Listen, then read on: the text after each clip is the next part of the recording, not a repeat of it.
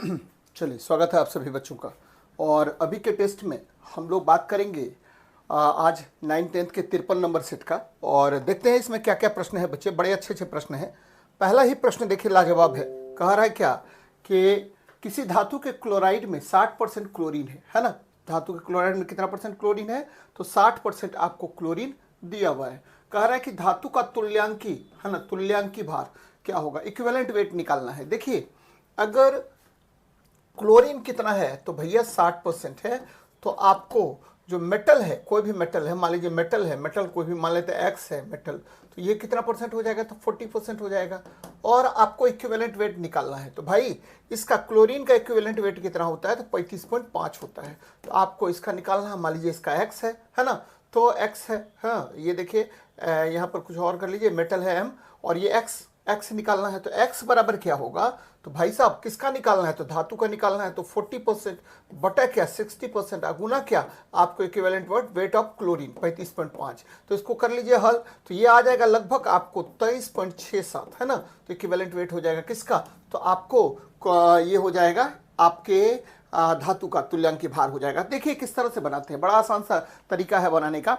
और याद रखिए बच्चे, तुरंत बनने वाला सवाल है। आगे देखते हैं। कह रहा है यदि एक वर्णी प्रकाश की किरण एक माध्यम से दूसरे माध्यम में जाती है तो निम्नलिखित में से कौन सी राशि अपरिवर्तित रहती है? तो कह रहा है if A ray of monochromatic light. बच्चे मैंने कहा है कि अगर एक मीडियम से दूसरे मीडियम में कोई भी लाइट रेज जाएगा है ना, तो ये अपवर्तन होता है। ये देखिए, एक मीडियम से जैसे दूसरे मीडियम में प्रवेश करेगा तो क्या होगा? तो आइदर आपको, ठीक है, यह मुड़ेगा अपने पाथ से। देखिए इसको सीधे जाना चाहिए था लेकिन ये मुड़ गया अपने पाथ से, है ना। तो मुड़ गया अपने पाथ से, या आपको इधर मुड़ गया। तो किसी तरह से इसमें क्या होगा? बेंडिंग होता है ना। बेंडिंग ऑफ लाइट रेस होगा, इसी को रिफ्रैक्शन कहते हैं। और बेंडिंग ऑफ लाइट रेस जैसे ही होगा तो भाई मेरे आपको, ठीक है, तरंगदैर्घ्य बदल जाएगा। याद रखिए, वेवलेंथ चेंज हो जाएगा है ना। उसके बाद वेग चेंज हो जाएगा, वेलोसिटी चेंज हो जाएगा, या आपको एम्पलीट्यूड चेंज हो जाएगा, इंटेंसिटी चेंज हो जाएगा। तो ये सारे क्या होंगे? चेंजेस हो जाते हैं। केवल एक गुण चेंज नहीं होता है भाई, ठीक है। ये है आपका फ्रीक्वेंसी एन, या आपको ऐसे भी न्यू के द्वारा डिनोट करते हैं, यानी आवृत्ति, ठीक है, अनचेंज्ड रहेगा बच्चे। क्या होगा? आवृत्ति क्या है? अनचेंज्ड रहेगा। बाकी सब गुण जो है ये आपको क्या हो जाएगा? परिवर्तित होगा। केवल एक गुण मात्र चेंज नहीं होगा, ठीक है, जो है आपका फ्रीक्वेंसी, या आपका क्या कह सकते हैं बच्चे कि number of waves incident on the surface, ठीक है। ये जो है नंबर ऑफ वेव्स, ठीक है, पर सेकेंड, ये चेंज नहीं होगा। बाकी सब कुछ चेंज हो जाएगा। आवृत्ति का मतलब क्या होता है? नंबर ऑफ वेव्स क्या बच्चे?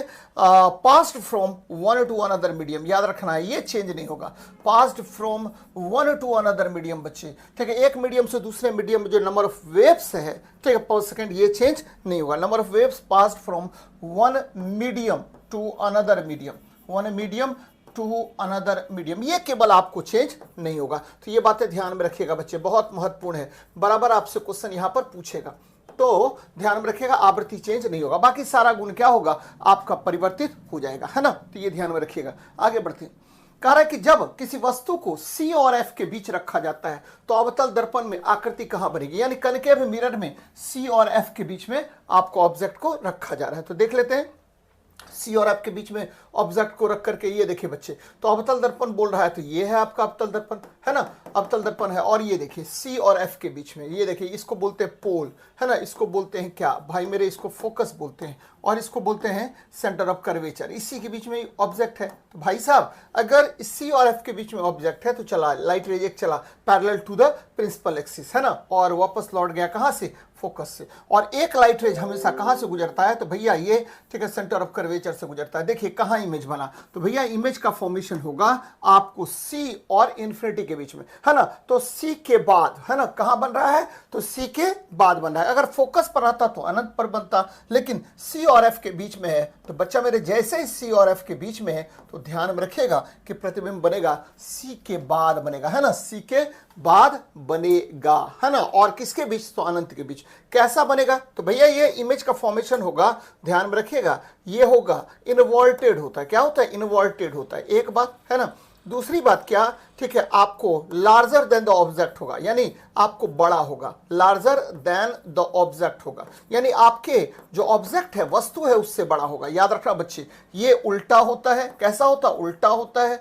और कैसा होता भैया मेरे, ठीक है, आपको बड़ा बनता है। और कैसा बनता है भाई मेरे? रियल बनता है, यानी रियल इमेज का फॉर्मेशन होगा, यानी वास्तविक प्रतिबिंब का निर्माण होता है। तो ये बातें ध्यान में रखिएगा तो मजा आ जाएगा। बहुत बहुत इंपॉर्टेंट बातें हैं, बराबर आपसे क्वेश्चन पूछेगा। तो सी के बाद इमेज का फॉर्मेशन होता है बच्चे, तो बहुत महत्वपूर्ण है। चलिए अगले प्रश्न पर बात करते हैं। कर अपशिष्ट प्रबंधन करने की प्रक्रिया का पहला चरण पृथक्करण है ना? सही बात है, ठीक है। क्या करते हैं तो हम लोग बच्चे, ठीक है, इसको पृथक्करण करते हैं, सेपरेशन करते हैं। अपशिष्ट के विभिन्न श्रेणियों में पृथक्करण के संबंध में गलत विकल्प का चयन कीजिए। देखिए हम लोग क्या करते हैं, तो ये देखिए, ये आपका वेस्ट है ना, चाहे कोई भी वेस्ट हो, वेस्ट है तो सबसे पहले इसको क्या करते हैं हम लोग, तो भाई मेरे इसको सेपरेशन करते हैं, कौन कौन सा वेस्ट है, कैसा वेस्ट है ना। और सेपरेशन के बाद हम लोग क्या करेंगे, डिफरेंट प्रोसेस के तहत इसको हम, तो इसका निपटान करते हैं ना, डिस्पोजल, यानी different process are used for disposal. ध्यान में रखना बच्चे, डिफरेंट प्रोसेस का यूज करते हैं, किसके लिए, तो different process are used for, ठीक है, डिस्पोजल, है ना। आपको, ठीक है, अपशिष्ट प्रबंधन के लिए आप अलग अलग मेथड्स का प्रयोग करते हैं, प्रक्रिया का उपयोग करते हैं, है ना। अब देखिए तो मान लीजिए कुछ ऐसा होगा जो क्या कहते हैं बायोडिग्रेडेबल होगा, तो उसको लैंडफिल में डाल देंगे, ये सही है ना। कह रहा है कि यह लैंडफिल में जाने वाले अपशिष्ट की मात्रा को बढ़ा देता है, गलत बात है बच्चे, ये घटा देता है ना कि बढ़ाता है। बहुत महत्वपूर्ण बात है, ध्यान में रखिएगा। ये क्या करेगा, तो ये घटा देगा, है ना। लैंडफिल में डालेंगे तो ये मात्रा को बढ़ाता नहीं है, तो घटा देता है। देखिए ये आपको कथन गलत है, मान के चलते हैं। अब देखिए दूसरा, पृथक्करण अपशिष्ट के निपटान पर खर्च किए जाने वाले व्यय को कम करने में सहायक होता है। एकदम सही है ना, सही है बच्चे। क्यों?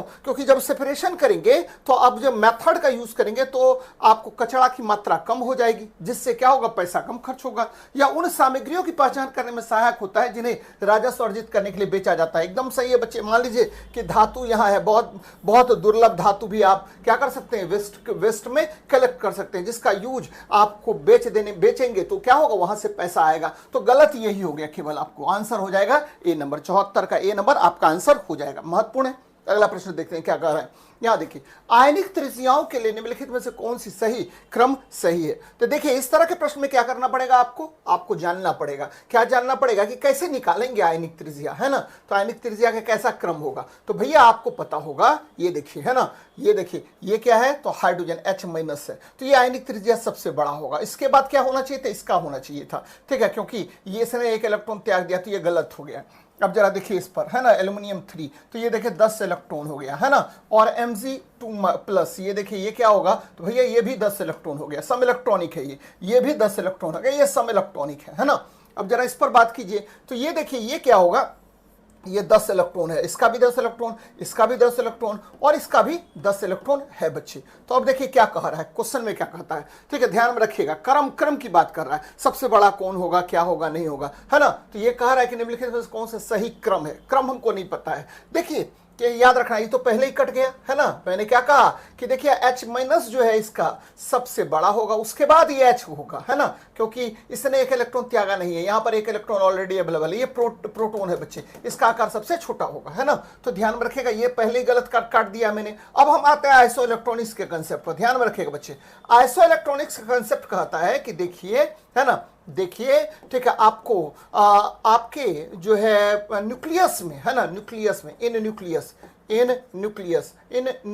बच्चे, न्यूक्लियस मतलब नाभिक में, इन न्यूक्लियस, जिसमें क्या होगा, आपको जिसमें नंबर ऑफ प्रोटॉन्स ज्यादा, नंबर ऑफ प्रोटॉन्स क्या होगा, ज्यादा होगा, उसका रेडियस क्या होगा, कम होगा, है ना। अब देखिए, अब क्लियर हो गया होगा। यहां देखिए 9 प्रोटॉन है बच्चे इसके नाभिक में, है ना। तो सबसे बड़ा जिसका, ठीक है, आपको इसमें देखिए, इसमें कितना है, 8 है प्रोटॉन, है ना, नाभिक में। इसमें कितना है, 11 प्रोटॉन है बच्चे। तो सबसे छोटा इसको होना चाहिए था, है ना, ठीक है भैया, है ना। इसके बाद ये क्या होगा, इससे बड़ा होगा, है ना। तो ध्यान में रखिएगा, इसका भी क्रम ये गड़बड़ हो गया।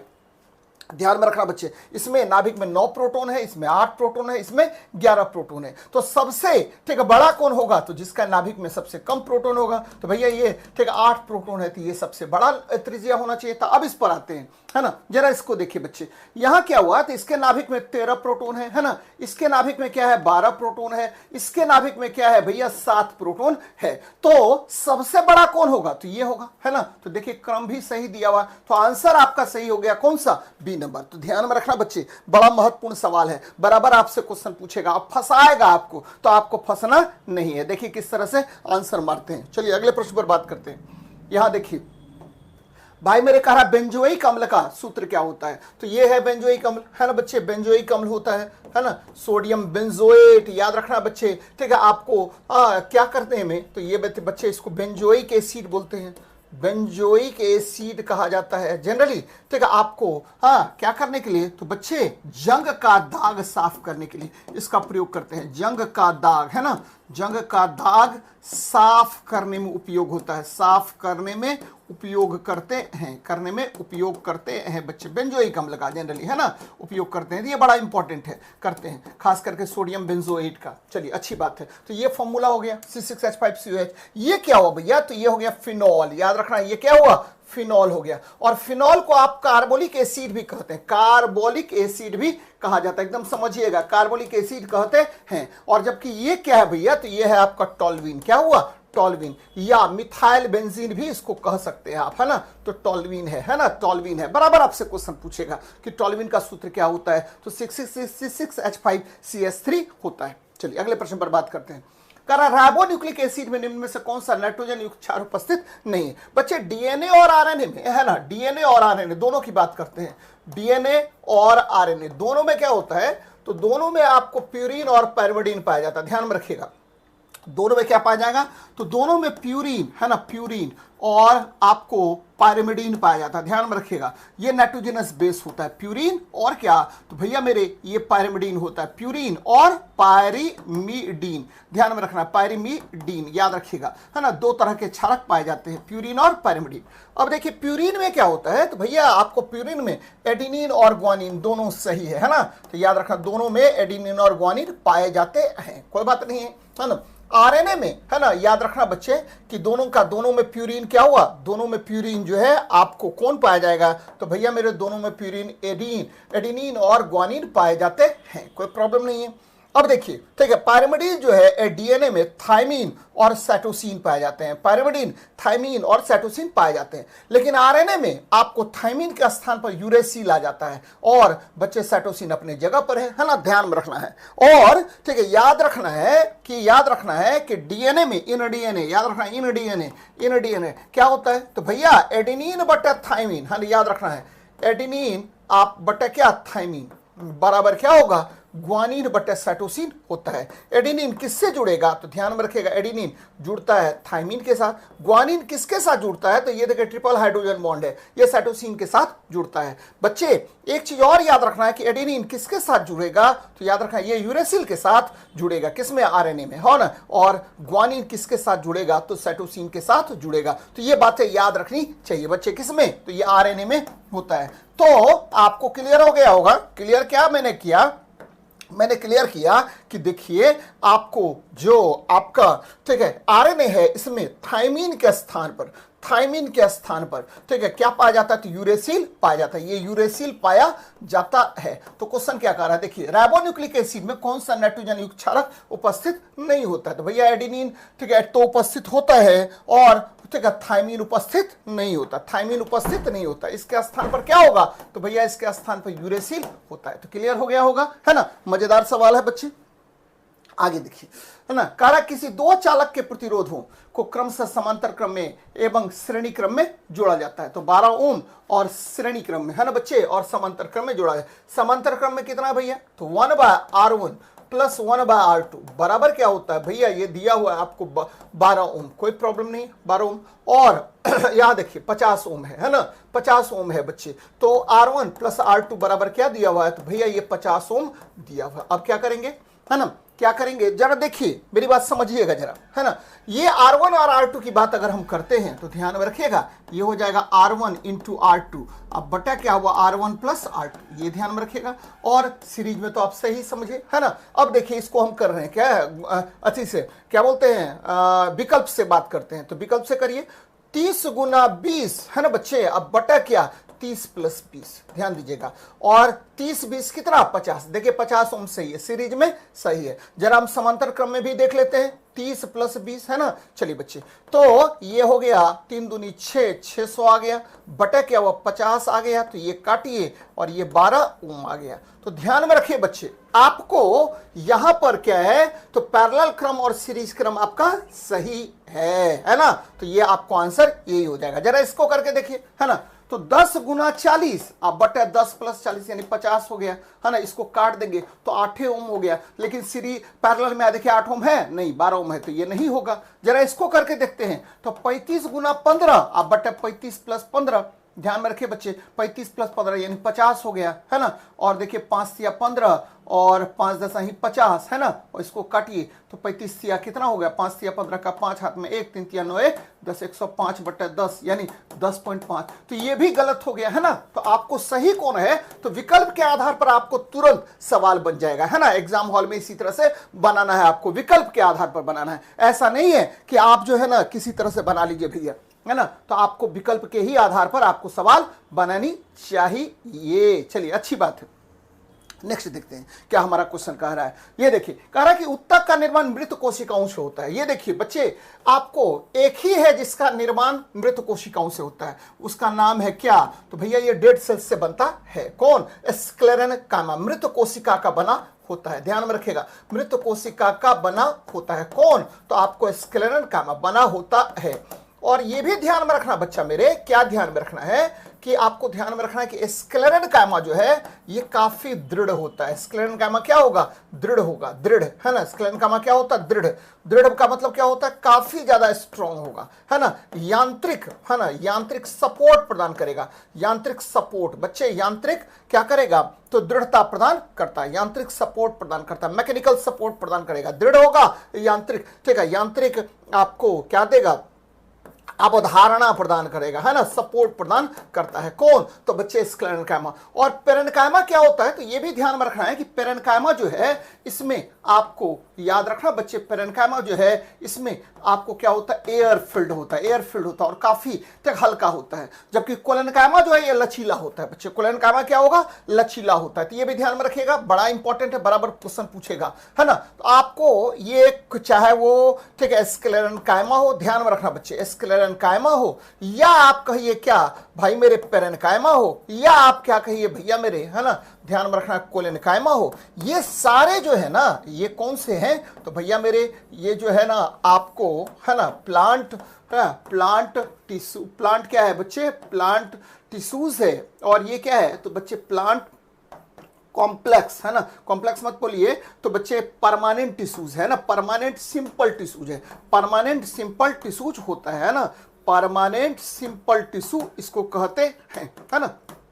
बड़ा मजेदार है और बहुत ज्यादा पूछा जाता है ना। परमानेंट सिंपल टिश्यूज ये होता है, कौन कौन, स्क्लेरेनकाइमा, पेरेन्काइमा, कोलेनकाइमा। बच्चे ये लचीला होगा, क्लोरोफिल इसमें पाया जाएगा। पेरेन्काइमा में ठीक है स्पंजी होगा, इसमें हवा भरा रहता है। स्क्लेरेनकाइमा ये काफी दृढ़ होता है और मृत होता है। तो ये बातें याद रखिएगा, बराबर आपसे क्वेश्चन पूछेगा।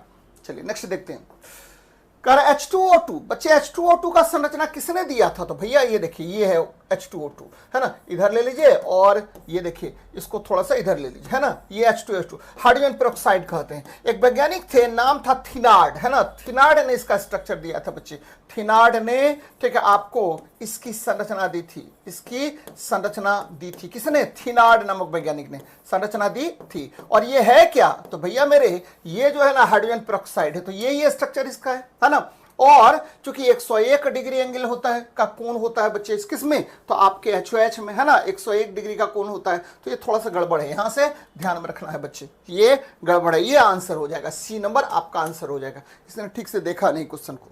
आगे देखते हैं, कह रहा है क्या 12 HP की एक मोटर, है ना बच्चे, आपको पता है कि एक है ना 12 HP मतलब हॉर्स पावर की बात करें, एक हॉर्स पावर बराबर 746 वॉट होता है बच्चे, 746 वॉट होता है। अगर हम बात करें 12 HP, तो भैया मेरे 12 HP को पहले हम बदल देते हैं किस में, तो किलो वॉट आवर में, किलो वॉट आवर में। कैसे बदलेंगे, तो भैया इसको गुना कर दीजिए कितना से, तो 0.746 से, है ना, 746 से गुना कर देते हैं, है ना। तो ये आ जाएगा किस में, तो भैया ये किलो वॉट में आ गया, किलो वॉट में आ गया, है ना। तो गुना कर दिए, ये एचपी, 1 एचपी बराबर 746 वाट, और इसको अगर हम 1000 से भागा दे देते हैं तो ये बन गया किसमें, तो किलोवाट में बदल गया। अब देखिए समय कितना है, तो भैया समय है 8 घंटा प्रतिदिन, और दिन कितना है, तो भैया ये 10 दिन है ना, 10 दिन है। कितना पैसा खर्चा हो रहा है बच्चे, 50 पैसा प्रति यूनिट खर्च हो रहा है, 50 पैसा प्रति यूनिट खर्च हो रहा है। देखिए कुछ किए नहीं, क्यों, क्योंकि आपको पता है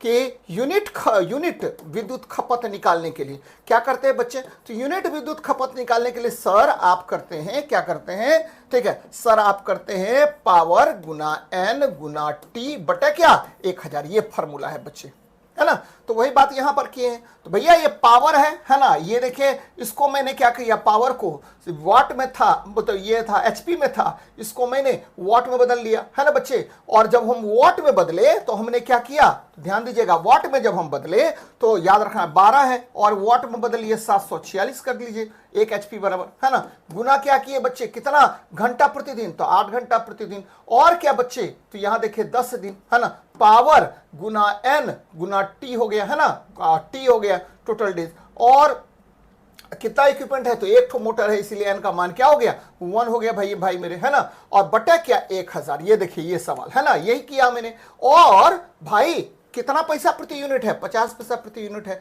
जब इसको गुना कर लेगा, भागा कर लेगा, तो 358 रुपए एग्जैक्ट वैल्यू निकलेगा। तो ये आसान सवाल है ना, कोई दिक्कत वाली बात इसमें है नहीं बच्चे। तो 358 रुपए निकलेगा, बहुत महत्वपूर्ण है बच्चे, है ना। कैसे मैंने बनाया है वो ध्यान में रखना है, याद रखिएगा, तुरंत सवाल बनेगा। चलिए आगे प्रश्न पे देखते हैं क्या कर रहा है। खाद के विषय में निम्नलिखित में से कौन सा विकल्प सत्य है, ये मृदा की जल धारण क्षमता में वृद्धि करता है, एकदम सही है बच्चे, है ना। आपको खाद जो है ये मैन्योर होता है, कहते हैं इसको मैन्योर, है ना, मैन्योर है। और ये जनरली ऑर्गेनिक मटेरियल होता है ना। कौन सा मटेरियल है बच्चे, तो ये क्या है, तो ठीक है बायोडिग्रेडेबल, है ना, बायोडिग्रेडेबल ऑर्गेनिक मटेरियल है, बायोडिग्रेडेबल, है ना, ऑर्गेनिक मटेरियल है बच्चे, ऑर्गेनिक मटेरियल होता है ना।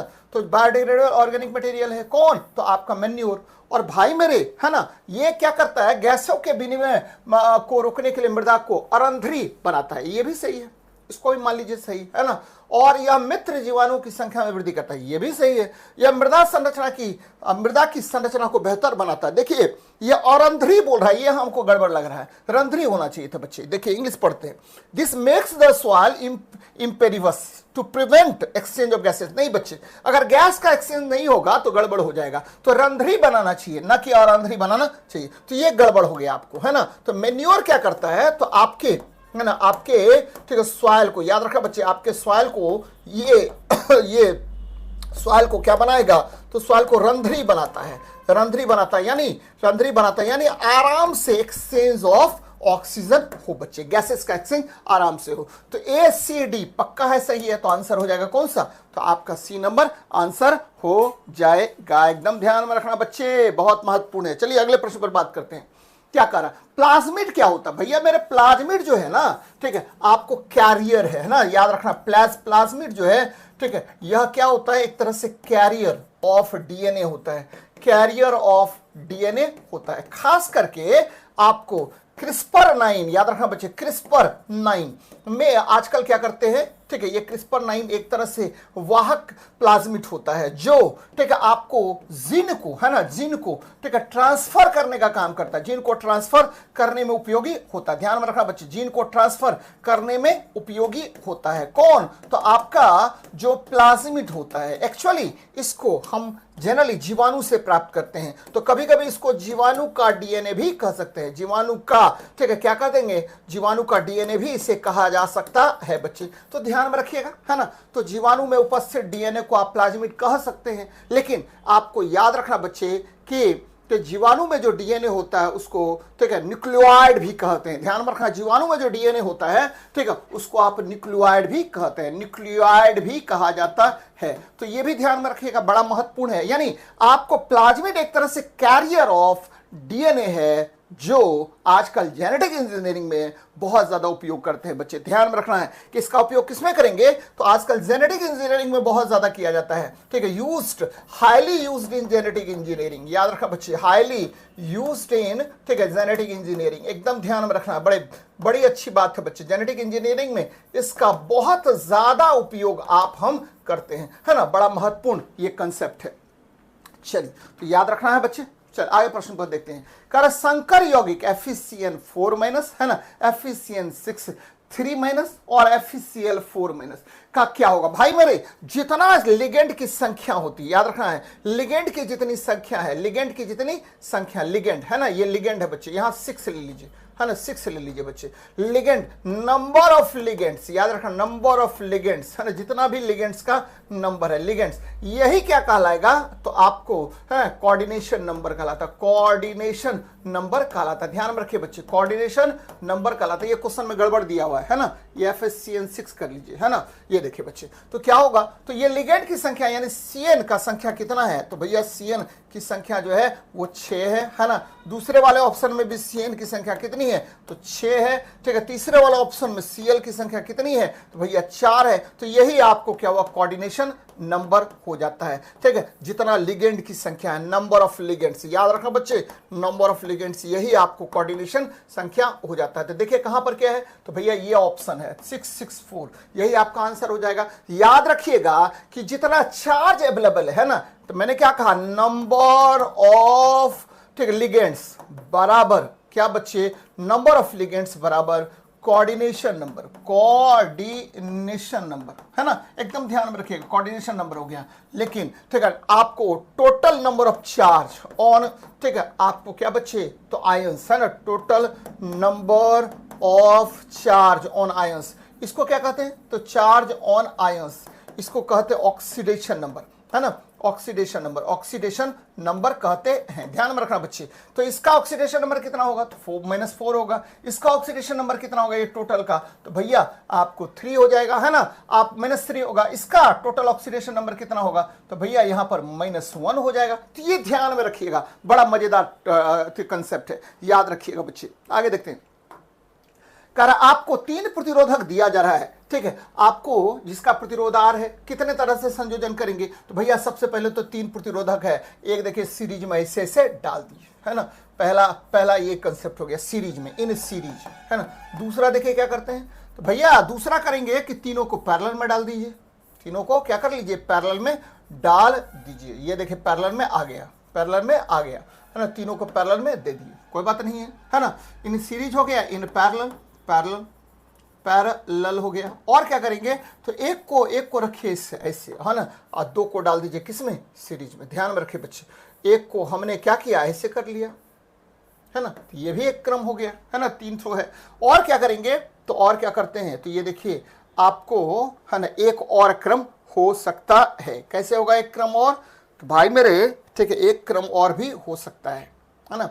क्या कर लेते हैं, तो ये देखिए, ये इसको रखिए, ठीक है, सीरीज में, है ना, इसको रखिए सीरीज में। और यहाँ देखिए, ठीक है, 2 को डाल दीजिए किसमें, पैरेलल में। 2 को डाल दीजिए किसमें बच्चे, तो ये पैरेलल में तो 2 को डाला हुआ है ही, है ना, एक सीरीज में डाल दीजिए। हाँ ये देखिए, अब ये इसको ऐसे कर लीजिए, अब ये अलग हो जाएगा, है ना, तो क्रम अलग अलग हो गया। ये ध्यान में रखिएगा बच्चे, बड़ा महत्वपूर्ण सवाल है, बराबर आपको इस तरह से क्वेश्चन पूछेगा। तो कितने क्रम में जोड़ सकते हैं, तो पहला सीरीज में सबको जोड़ सकते हैं, ठीक है, पैरेलल में सबको जोड़ सकते हैं, एक सीरीज में एक पैरेलल में। और ये देखिए, ठीक है, मध्यवर्ती में डाल दिए, इसको ऐसे कर लिए बच्चे, है ना। तो आपको ध्यान में रखना, ये देखिए 4 तरीके से आप क्या कर सकते हैं, तो जोड़ सकते हैं। ध्यान में रखना बच्चे, 4 तरीके से आप जोड़ सकते हैं। तो बड़ा महत्वपूर्ण बात है ना, 4 तरीके से आप जोड़ सकते हैं, ठीक है, ध्यान में रखिएगा बच्चे, बड़ा महत्वपूर्ण सवाल है, बराबर आपसे क्वेश्चन इस तरह का पूछेगा, है ना। तो आपको ध्यान में रखना है। R हो गया, और ये देखिए ये R हो गया, और ये भी R हो गया, ये भी R हो गया, है ना। तो याद रखना बच्चे, आंसर हो गया क्या, 4 तरीके से आप 3 को जोड़ सकते हैं, है ना। देखते हैं नेक्स्ट क्वेश्चन। कह रहा है एक माध्यम का अपवर्तनांक गुणांक क्या है, तो म्यू है बच्चे, घर्षण नहीं, अपवर्तनांक गुणांक क्या है, म्यू है। आपतन कोण आई अपवर्तन कोण से 2 गुना है ना। आपतन कोण, ये देखिए म्यू बराबर क्या होता है, साइन आई बटा क्या, साइन आर होता है ना। फिर क्या कह रहा भाई, कह रहा आपतन कोण का मान, है ना, आपतन कोण का मान अपवर्तन कोण के मान से क्या है, 2 गुना है, 2r कर लीजिए, है ना। तो देखिए साइन 2r आ गया, साइन 2r आ गया, बटे क्या, साइन r आ गया। अब देखिए साइन 2r बराबर क्या होता है, तो 2 साइन r इंटू क्या होगा भाई मेरे, कॉस r, ये फॉर्मूला होता है, बटे क्या, साइन r। तो भाई मेरे साइन r को काट देते हैं, 2 cos r आ गया, और क्या करेंगे, है ना, 2 cos r आ गया, और ठीक है बच्चे r बराबर क्या हो जाएगा, तो r बराबर हो गया म्यू बाय 2, है ना, और उधर चला जाएगा तो cos इनवर्स, है ना, cos इनवर्स म्यू बाय 2 आ गया। किसका मान बच्चे, तो r का मान आ गया। अब i का मान निकालना है, तो i बराबर क्या होता है, तो देखिए ठीक है √2r, वो तो 2 इंटू आर है, तो 2 इंटू आर, आर का मान कितना है भैया, तो cos इनवर्स म्यू बाय 2, तो देख लीजिए cos inverse mu by 2, 2 into cos inverse mu by 2 कहाँ पर है, तो 2 into cos inverse mu by 2, ये देखिए ये फॉर्मूला हो गया। तो आसान सवाल है ना, केवल आपको कैलकुलेशन करना है। और ये जो नियम है म्यू बराबर साइन आई बटा साइन आर, ये किसका नियम है, तो भाई मेरे ये स्नेल्स लॉ है ना, स्नेल्स लॉ होता है, ठीक है, म्यू बराबर साइन आई बटा साइन आर। आगे देखते हैं क्या हमारा क्वेश्चन है। चलिए देखिए, कह रहा है कि इथेन का आणविक सूत्र C2H6 है। इसमें भाई मेरे ये देखिए C2H6 है इथेन, कोई बात नहीं है, ये देखिए सिंगल बॉन्ड है, यहाँ भी देखिए 3 हाइड्रोजन है, ये देखिए 3 हाइड्रोजन है ना, ये भी देखिए 3 हाइड्रोजन है, ये भी 3 हाइड्रोजन हो गया, है ना। अब ये इथेन हो गया, और सिंगल बॉन्ड मतलब क्या हुआ, सिंगल बॉन्ड का मतलब ही हो गया एक सिग्मा बॉन्ड, डबल बॉन्ड का मतलब हो गया क्या, एक सिग्मा और एक पाई, ट्रिपल बॉन्ड का मतलब क्या हो गया, तो भाई मेरे एक सिग्मा और 2 पाई होता है। तो ये बातें याद रखिए, देखिए sigma sigma sigma sigma sigma sigma sigma, ये देखिए कितना हो गया सिग्मा, तो भैया 2 2 4 3 7, तो 7 सहसंयोजक का आबंध हो गया, सिग्मा बॉन्ड हो गया। तो आसान सवाल है। नेक्स्ट देखिए, पत्ते का वह भाग जो तने से जुड़ा होता है वो क्या कहलाता है, डंठल कहलाता है। क्या दिक्कत है इसमें, ये देखिए ये पत्ता है और ये आपको इस तरह से जुड़ा हुआ होता है भैया, इसको यहाँ जो होता है इसको मिडरीब कहा जाता है, ये पिट्वाइल हो गया, है ना, इसी को पिट्वाइल कहते हैं बच्चे, पिट्वाइल कहते हैं, है ना, डंठल हो गया, और ये जुड़ा हुआ है यहाँ से, स्टाक होता है ये देखिए इसको बोलते हैं मिडरीब, है ना, मिड रीब कहा जाता है ना, मिड रीब कहते हैं। और ये जो वाला जो भाग होता है बच्चे, इसको ये वाला जो भाग होता है इसको लैमिना कहते हैं। क्या कहते हैं, लैमिना कहा जाता है। ये बातें ध्यान में रखिएगा, तो डंठल आपको होगा, कुछ है नहीं सवाल में। नेक्स्ट देखिए, निम्नलिखित में से सर्वाधिक अयुग्मित इलेक्ट्रॉन किसमें उपस्थित होता है, तो आसान प्रश्न है बच्चे, अयुग्मित इलेक्ट्रॉन। तो बच्चे ये देखिए, है ना, एकदम समझिएगा, फेरस का कितना होता है, तो भैया 26 होता है, इसने 2 इलेक्ट्रॉन त्याग दिया तो इसका 24 इलेक्ट्रॉन इसमें है ना। और ठीक है, मैग्नीज कितना होता है, तो भैया मैग्नीज जो है ना ये 25 होता है, इसने 2 इलेक्ट्रॉन त्याग दिया तो 23 इलेक्ट्रॉन होगा, ध्यान में रखिएगा। कॉपर इसका 29 है बच्चे एटॉमिक नंबर, और इसने 1 इलेक्ट्रॉन त्याग दिया तो यहां पर क्या बन गया, तो भाई साहब यहां बन गया आपको 28 इलेक्ट्रॉन। देखिए मेरी बात समझिए अच्छे से, ठीक है, क्यों मैंने इसको लिखा है, मैंने इसीलिए लिखा है कि मैं यहां पर बना रहा हूं आर्गन का, ध्यान में रखिए बच्चे। आर्गन का क्या होता है बच्चे, 18 होता है परमाणु संख्या, और ये 1s2 2s2 2p6, ध्यान दीजिएगा, ठीक है, 1s2 2s2 2p6 3s2 3p6 हो गया, ये 18 हो गया बच्चे, ये कितना हो गया, 18 हो गया, कोई प्रॉब्लम नहीं है। अब क्या होगा, तो भैया होता 4s और क्या होता 3d होता है, इसी पर कमाल है, 4s और 3d होता है। जरा देखिए, है ना, 4s में कितना होगा, 2 इलेक्ट्रॉन होगा, है ना, 4s में 2 इलेक्ट्रॉन कर दिए। अब देखिए, है ना, 18 और यहां पर कितना होगा 4, है ना, 18 4 कितना हो गया बच्चे, तो बोलते 18 2 20 4 24, तो डी में कितना इलेक्ट्रॉन है, तो भैया डी में 3 डब्बा बनता है, बोलते 5 डब्बा बनता है, 1 2 3 4 5 डब्बा बना। डी में कितना इलेक्ट्रॉन है भैया, तो एस तो फुलफिल है, एस पहले क्या है, कंप्लीटली फुलफिल है, तो पहले कौन सा इलेक्ट्रॉन निकलेगा, ध्यान में रखिएगा, पहले कौन सा इलेक्ट्रॉन निकलेगा, तो भाई साहब पहले एस वाला इलेक्ट्रॉन निकलेगा, है ना। तो यहां देखिए ये हो जाएगा 3d और 4s, लेकिन पहले इलेक्ट्रॉन जाएगा किसमें, तो भैया पहले इलेक्ट्रॉन जाएगा s में, उसके बाद किसमें जाएगा, तो भैया आपको जाएगा, यहां देखिए कितना था, तो 26 था, तो इसमें 6 इलेक्ट्रॉन होना चाहिए था, 18 2 20 6 26, तो इससे क्या हुआ, 2 इलेक्ट्रॉन निकल गया, तो इसमें कितना बचा, तो बच्चे ठीक है 6 इलेक्ट्रॉन इसमें डायरेक्ट बच गया है ना। पहले निकलेगा कौन, जाएगा इसमें पहले, लेकिन निकलेगा इसमें से पहले इसमें से निकलेगा, तब इसमें से डी ऑर्बिटल से निकलेगा। तो डी में कितना डब्बा, तो बच्चे मेरे डी में ठीक है 5 डब्बा होता है, कोई प्रॉब्लम नहीं, 5 डब्बा बना दीजिए। अब देखिए इलेक्ट्रॉन कैसे जाएगा, तो इसमें 6 इलेक्ट्रॉन है ना, तो 1 गया 2 गया 3 गया 4 गया 5 गया और ये 6 गया। तो देखिए कितना अयुग्मित इलेक्ट्रॉन है, तो 4 अयुग्मित इलेक्ट्रॉन है, किस कंडीशन के लिए, किसके लिए, तो फेरस के लिए, ध्यान में रखिए बच्चे। अब हम बना रहे हैं मैग्नीज के लिए, जरा देखिए, फिर मैंने क्या कहा, तो बच्चे ठीक है 18 तो ये है ही, यहां देखिए ठीक है मैग्नीज का बना रहे हैं, किसका बना रहे हैं, मैग्नीज का, ये बनाए थे फेरस का, है ना। अब मैग्नीज का बनाइए, जरा देखिए Fe2+ का, और ये Mn2+ का बना रहे हैं, है ना। आपको पता है 18 तो सेम होगा, है ना, क्या बदलेगा, तो बच्चे 4s2 पहले रख दीजिए, है ना, 4s2 पहले रख दीजिए, है ना, इसको थोड़ा सा नीचे कर लेते हैं तो ज्यादा बेहतर होगा, है ना, 4s2 पहले नीचे रख लेते हैं, है ना, सेम हो गया आर्गन वाला, सेम होगा स्ट्रक्चर 4s2। और क्या होगा, तो भाई मेरे 18 2 20 कितना बचा 3, तो डी में कितना इलेक्ट्रॉन है, तो भैया 18 यहां पर आ गया, 18 2 20 और ठीक है 5 25 ये आ गया, है ना। पहले कौन इलेक्ट्रॉन जाएगा, तो एस वाला जाएगा, तो एस को खत्म कर दीजिए।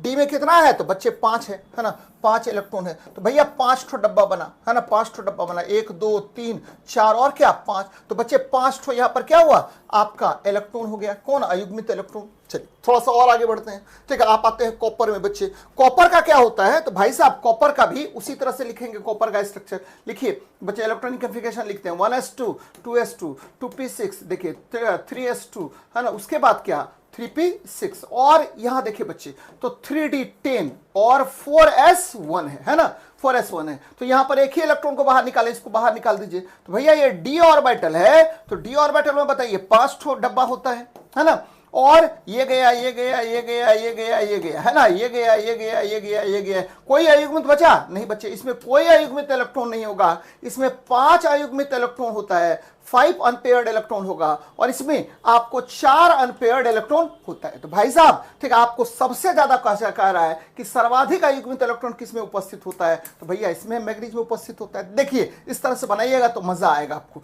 नहीं तो कोई बात ही नहीं है ना।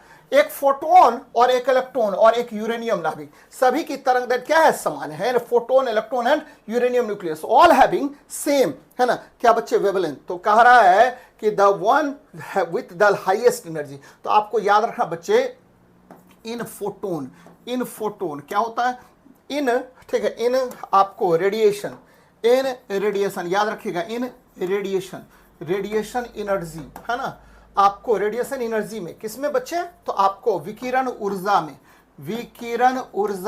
क्या होता भाई साहब, तो विकिरण ऊर्जा में एक बहुत महत्वपूर्ण कंसेप्ट है कि energy emitted inversely proportional to 1/m होता है ना, तो जितना द्रव्यमान अधिक होगा, है ना, उतना ही कम आपको क्या होगा, एनर्जी होगा, ध्यान में रखिएगा, है ना। तो सबसे ज्यादा द्रव्यमान यूरेनियम का है, तो बच्चे यूरेनियम का आपको एनर्जी उतना ही कम होगा, है ना, higher the mass lower the energy.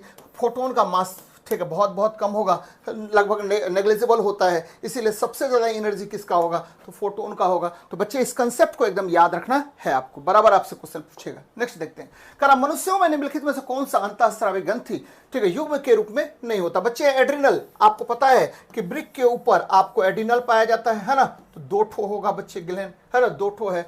वृषण भी 2 ठो होता है, शरीर के बाहर स्थित रहता है। पीयूष केवल 1 होता है, और ये ठीक है आपको मस्तिष्क में स्थित होता है, मस्तिष्क में स्थित होता है, ब्रेन में स्थित होता है ना। पीयूष इन ब्रेन बच्चे, ब्रेन में कौन सा होगा, तो आपको एंडोक्राइन ग्लैंड ब्रेन में जो होता है उसको पीयूष ग्रंथि बोलते हैं। और ये क्या है, तो भाई मेरे मास्टर ग्लैंड है, ध्यान में रखिएगा, मास्टर ग्लैंड इसको कहते हैं, है ना, ये मास्टर ग्लैंड कहलाता है, कौन, तो आपका पीयूष ग्रंथि। तो आंसर आपका क्या होगा, तो भाई मेरे बी ही होगा। और ठीक है, यह केवल एकल होता है और मस्तिष्क में पाया जाता है। आगे देखते हैं, कारण निम्नलिखित में से कौन सा स्त्रीलिंग हार्मोन है। एंड्रोजन का मतलब हो गया क्या बच्चे, तो ये पुरुष हार्मोन है, याद रखना है, इसी से टेस्टोस्टेरोन का सेक्रेशन होता है, और ये बड़ा पावरफुल ठीक है आपको मेल सेक्स हार्मोन है बच्चे, मेल सेक्स हार्मोन होता है, ध्यान में रखिएगा, एंड्रोजन हार्मोन हो गया। और ऑक्सीजन तो पता ही नहीं है ना, ऑक्सीजन क्या है, गैस है, एस्ट्रोजन आ गया, याद रखना बच्चे, ठीक है। फीमेल सेक्स हार्मोन कौन कौन सा होता है, तो फीमेल सेक्स हार्मोन की बात अगर करेंगे तो मुख्य रूप से फीमेल सेक्स हार्मोन में 3 को हम लेते हैं, कौन कौन, तो पहला लेते हैं एस्ट्रोजन, ध्यान में रखना बच्चे, एस्ट्रोजन लेते हैं। दूसरा आपको क्या लेंगे, प्रोजेस्टेरोन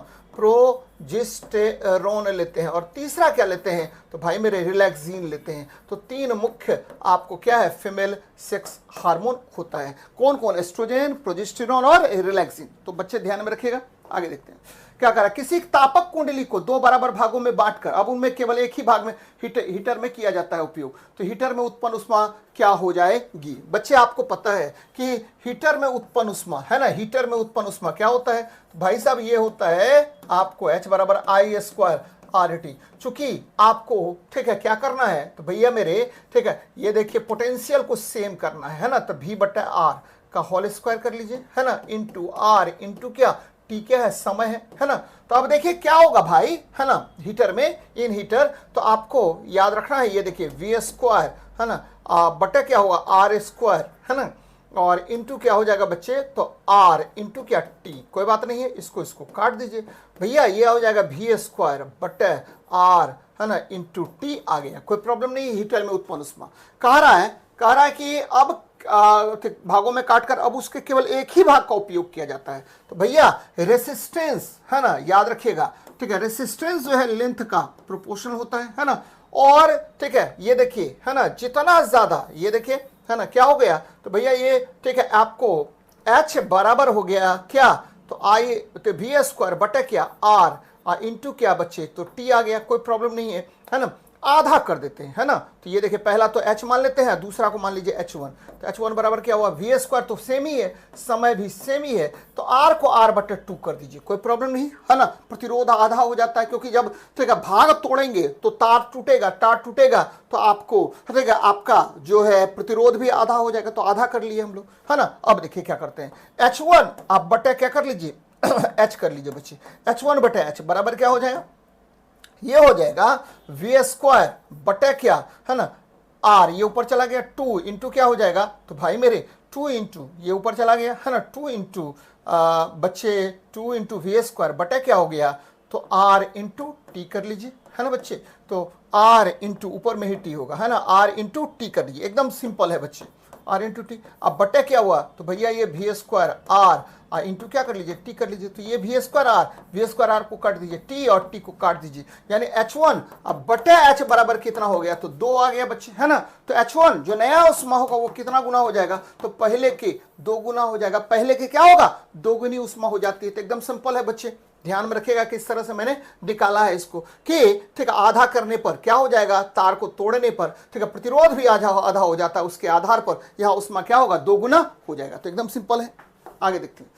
कई स्थानों पर अम्ल वर्षा जलीय विविधता को प्रभावित कर रही है। बच्चे अम्लीय वर्षा का कारण क्या होता है, तो अम्लीय वर्षा का कारण ध्यान में रखिएगा, अम्लीय वर्षा का कारण क्या होगा भाई मेरे, अम्लीय वर्षा का कारण होता है 2 चीज, पहला तो हो गया सल्फर डाइऑक्साइड, दूसरा नाइट्रोजन ऑक्साइड, है ना। ये जब जल से मिलता है भैया, ये जब जल से मिलता है ना, तो ये बना लेता है क्या, ये बना लेगा सल्फ्यूरिक एसिड H2SO3 बना लेता है ना, या H2SO4 बना लेता है, या आपको इससे जब जुड़ेगा तो NO2 अब प्लस क्या कर दीजिए H2O, तो ये बन जाएगा नाइट्रिक अम्ल बन जाता है, HNO3 का फॉर्मेशन करता है। तो ये सल्फ्यूरिक एसिड और बच्चे नाइट्रिक एसिड ही आपको क्या होता है, अम्लीय वर्षा का कारण होता है, ध्यान में रखिएगा। और इसकी वजह से अधिक आपको वर्षा जल का पीएच मान, ध्यान में रखा बच्चे, वर्षा जल का पीएच मान किसकी वजह से, तो भाई 2 चीज HNO3 नाइट्रिक अम्ल और सल्फ्यूरिक अम्ल H2SO4 की वजह से ये क्या हो जाता है, तो 5.6 से कम हो जाता है, और इसे ही आप क्या कहते हैं, अम्लीय वर्षा कहते हैं। तो याद रखिएगा बच्चे, आंसर हो जाएगा बी नंबर। नेक्स्ट देखिए, निम्न में से किस समूह के जीवों को डूबने हेतु मृत्यु का पता लगाने में करते हैं। देखिए आपको जो डायटम है ना, इसका उपयोग आप जनरली क्या करते हैं, तो ठीक है डूबने से मृत्यु का पता लगाने में करते हैं। ये देखिए डायटम क्या होता है, सूक्ष्म शैवाल होता है बच्चे, सूक्ष्म ठीक है तैरता हुआ शैवाल होता है, तैरता हुआ आपको शैवाल है, और ये सीधे आपको क्या करेगा, है ना, शैवाल है, और ये ठीक है जब सांस लेगा, मतलब व्यक्ति अगर ठीक है आपको अपने से डूब के मरा है तो वहां क्या करेगा, ठीक है जबरदस्ती सांस लेगा, और सांस से ठीक है आपको क्या होगा, सांस के द्वारा, याद रखना सांस के द्वारा क्या होगा, तो भाई मेरे ये जो शैवाल है, शैवाल ठीक है, यह आपको कौन बच्चे, डायटम, सांस के द्वारा ठीक है आपको ये जो है डायटम जो है बच्चे, डायटम कहां पर पहुंच जाएगा, डायटम फेफड़े में पहुंच जाएगा, है ना। और जब आपको फेफड़े में पहुंच जाएगा तो ये पता चल जाएगा कि पहुंचेगा, फेफड़े में पहुंचेगा बच्चे, और ठीक है अगर अपने से डूब के मरा है तो ये एग्जैक्ट पता चल जाएगा कि हाँ फेफड़े में पहुंचा है डायटम, तो इसका मतलब है कि अपने से डूब कर के मरा है। अगर फेफड़े में डायटम नहीं पहुंचा है, इसका मतलब ठीक है आपको पहले से ठीक है आपको क्या कर दिया गया है, तो बच्चे पहले से ही आपको जबरदस्ती उसको डुबा दिया गया है, या जबरदस्ती ठीक है मार करके उसमें डाल दिया गया है, ये ध्यान में रखिएगा। अच्छा लाइकेन जो है ना, ये लिटमस पेपर का यूज करते हैं, ध्यान में रखिएगा। लाइकेन का प्रयोग हम लोग किसमें करेंगे, तो लिटमस पेपर के निर्माण में किया जाता है बच्चे, तो ये याद रखना है।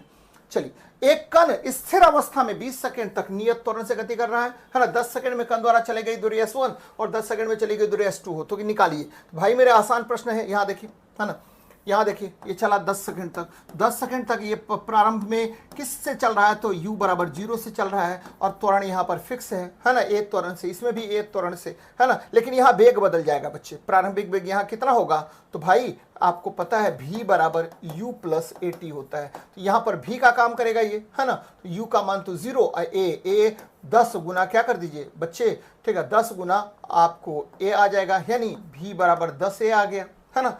तो ये इसके लिए प्रारंभिक वेग क्या हो गया, a हो गया। यहाँ पर क्या है, दूरी कितना S2 तय किया, ये देखिए 10 सेकंड में आपको दूरी कितना तय किया, S1 तय किया, तो इसके लिए निकाल लीजिए S1 बराबर क्या होता है, तो ut प्लस क्या, हाफ a और 10 का स्क्वायर कर दीजिए, है ना। तो ये भाई मेरे, तो u का मान कितना है, तो 0 है, तो खत्म हो गया। और ये कितना आ गया, तो 100 को भगा दीजिए 2 से, यानी 50a आ गया, एक नंबर। दूसरा S2 निकालिए, यहां पर u का काम ये भी कर रहा है ना, तो ut यानी v इंटू टी कर लीजिए, प्लस क्या, हाफ a और टी स्क्वायर। तो भैया यहां आपको v का मान कितना निकला है, तो 10 है, तो 10 गुना a गुना क्या, समय कितना है, तो अगले 10 सेकंड के लिए, प्लस क्या, हाफ गुना क्या a गुना क्या 10 का स्क्वायर कर दीजिए। तो ये निकल गया कितना बच्चे, 100a, है ना, 100a और प्लस क्या 50 है, तो ये कुल मिलाकर के हो गया 150a हो गया। अब क्या करेंगे, तो S2 बराबर क्या होता भैया मेरे, S2 बराबर होता है, ध्यान में रखिएगा, क्या निकालेंगे, तो 3 गुना आपको 50a कर सकते हैं, है ना, 50a कर सकते हैं, तो 3 गुना 50a, 50a का वैल्यू कितना है, तो बच्चे S1 है, तो S2 बराबर क्या हुआ, 3S1। देखिए कहां पर है, S2 बराबर 3S1, है ना, ये देखिए 3S1 आ गया, है ना, आंसर हो जाएगा बी नंबर। नेक्स्ट देख बेटा, ठीक है, पृथ्वी के चारों ओर चक्कर लगाने वाले उपग्रह पलायित हो जाते हैं। भैया उपग्रह कक्षीय वेग से चक्कर लगाता है, कौन सा वेग से, कक्षीय वेग से चक्कर लगाता है। तो दो कंडीशन पर, ये देखिए कक्षीय वेग से चक्कर लगाएगा तो v0 है, और v0 का वेग होता है रूट अंडर जीआर, याद रखिएगा रूट अंडर जीआर होगा, है ना। और पलायन वेग का वैल्यू होता है क्या, v बराबर रूट अंडर 2gr होता है, 2gr होता है। या तो कक्षीय वेग को 41% बढ़ा दीजिए, है ना, या कक्षीय वेग में जो कोई वस्तु है उसके गतिज ऊर्जा को दोगुना कर दीजिए, है ना। तो दो कंडीशन में आप क्या कर सकते हैं, तो बच्चे आपको किसी भी उपग्रह को आप पलायित कर सकते हैं, किस किस कंडीशन में, है ना। तो पहला कंडीशन है कि यदि कोई उपग्रह, ध्यान में रखना है, यदि कोई उपग्रह कक्षीय गति में हो, पृथ्वी के चारों चक्कर लगाने वाले उपग्रह पलायित हो जाएंगी, है ना। उपग्रह ये देखिए कक्षीय वेग, उपग्रह किस में है, तो उपग्रह कक्षीय वेग में हो, किस वेग में हो, कक्षीय वेग में हो। तो कक्षीय वेग का मतलब ही क्या हो गया बच्चे, तो इसका वेग हो गया रूट अंडर जीआर, है ना, ध्यान में रखना है, कक्षीय वेग में हो। और दो कंडीशन में इसको पलायित कर सकते हैं। पहला 41% आपको क्या हुआ बच्चे, 41%, इसका हम क्या कर दें, तो 41%, ठीक है, वेग बढ़ा दें, है ना, या बढ़ा दें, है ना, कक्षीय वेग को 41% बढ़ा दें, या आपको गतिज ऊर्जा को दोगुना कर दें। गतिज, दोनों बात बराबर है बच्चे, गतिज ऊर्जा को क्या कर देते हैं, तो दोगुना कर देते हैं, दोगुना कर देते हैं। ये दो कंडीशन में हाँ कर देते हैं, दोगुना कर देते हैं, तो ये क्या होगा, आपको अंतरिक्ष में पलायित हो जाएगा। तो ध्यान में रखिएगा, ये देखिए दोनों 41 पे बढ़ा दिया, उसकी गतिज ऊर्जा को दोगुना कर देते हैं, तो आंसर क्या हो जाएगा, सी नंबर आपका हो जाएगा। तो आसान सवाल है बच्चे, आगे बढ़ते हैं।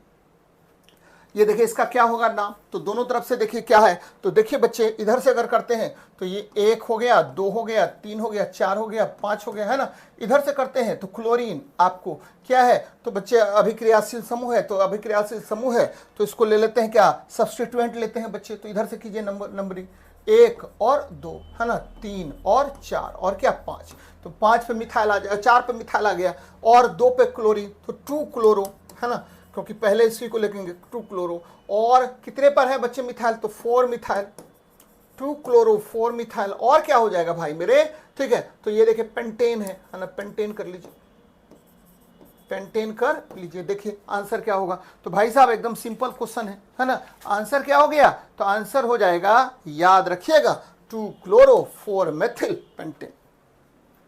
चलो नेक्स्ट देखिए, CaCO2 एसिटिलीन प्राप्त की जा सकती है बच्चे। कैल्शियम कार्बाइड है, इसको जल से अभिक्रिया करवा दीजिए, है ना, तो जल से अभिक्रिया करवा दीजिए। तो जल से जैसे ही अभिक्रिया करवाएंगे तो कैल्शियम ऑक्साइड और प्लस क्या, एसिटिलीन गैस उत्पन्न होता है। एसिटिलीन गैस क्या होगा, प्रोड्यूस होगा। प्रोड्यूस्ड होता है ना। और यही आपको क्या करेगा, तो फलों को पकाने में यूज करते हैं, फलों को पकाने में इसका यूज करते हैं, ध्यान में रखना बच्चे।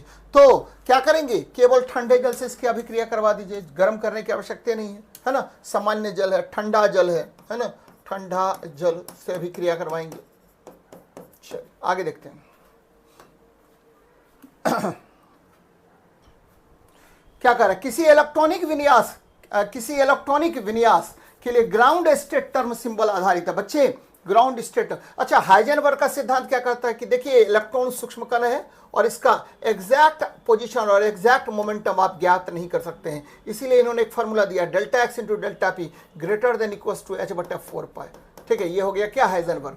हुंड साहब ने क्या कहा कि देखिए ठीक है, आपको इलेक्ट्रॉन पहले क्या होगा, पहले एकल फील्ड होगा, पहले एकल भरेगा और फिर क्या होगा बच्चे, तो फिर युग्म में भरेगा। ये किसने कहा आपको, ठीक है, ये कह दिया हुंड साहब ने। और ऑफबो ने कहा कि देखिए इलेक्ट्रॉन पहले क्या होगा, 1s में जाएगा, उसके बाद 2s में जाएगा, उसके बाद 2p में जाएगा, उसके बाद बच्चे 3s में जाएगा, उसके बाद 3p में जाएगा, उसके बाद जाएगा आपको 4s में, तब जाएगा 3d में, है ना। तो ऑफबो इलेक्ट्रॉन के भरने का सिद्धांत देता है, किसका सिद्धांत दिया, इलेक्ट्रॉन के भरने का सिद्धांत। और बच्चे हुंड साहब ने ग्राउंड स्टेट टर्म सिंबल, मतलब पहले ग्राउंड स्टेट में जाएगा बच्चे, ग्राउंड स्टेट का मतलब क्या हो, युग्म में आ जाएगा, ठीक है, कम एक्टिव होगा और जैसे ही स्टेबल स्टेट गेन करने का प्रयास करेगा, किसके नियम के अनुसार, तो हुंड के नियम के अनुसार। ध्यान में रखना है बच्चे, हुंड के नियम के अनुसार। आगे देखते हैं,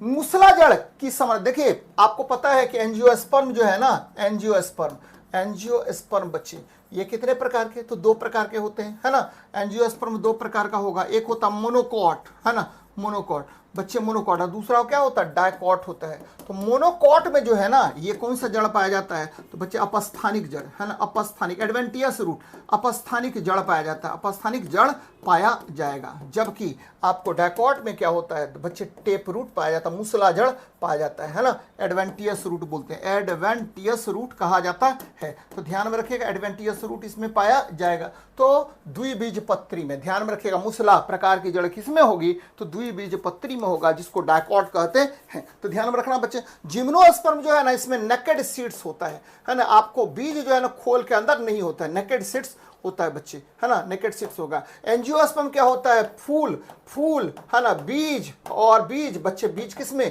तो आपको खोल के साथ, बीज खोल के साथ होगा। और ध्यान में रखना बच्चे, इसी में आपको पाया जाता है डायकॉट, और डायकॉट में टेप रूट होता है। आगे देखिए, 100 किलोग्राम द्रव्यमान की एक तोप से 200 ग्राम द्रव्यमान का एक गोला 80 मीटर पर सेकंड के चाल से दागा जाता है। तो तोप का बच्चे 100 किलो का, ये देखिए ये तोप है, मान लेते ये तोप है, तोप से क्या निकला, तो भैया गोला निकला। गोला का द्रव्यमान कितना है, तो 200 ग्राम है ना। गोला का वेग, गोला का द्रव्यमान गुना गोला का वेग, और बच्चे तोप का द्रव्यमान गुना तोप का वेग, है ना। ये देखिए बराबर कर लेते हैं दोनों को।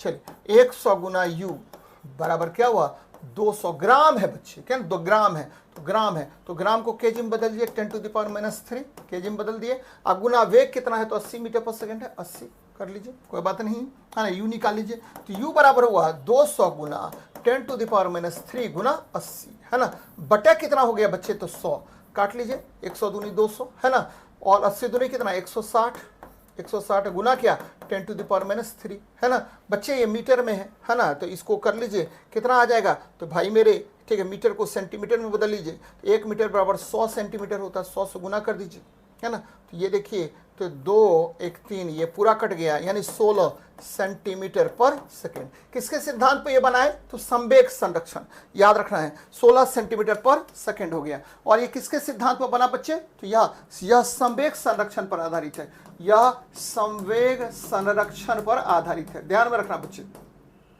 संरक्षण पर आधारित है। अच्छा प्रश्न है, चलिए नेक्स्ट देखते हैं।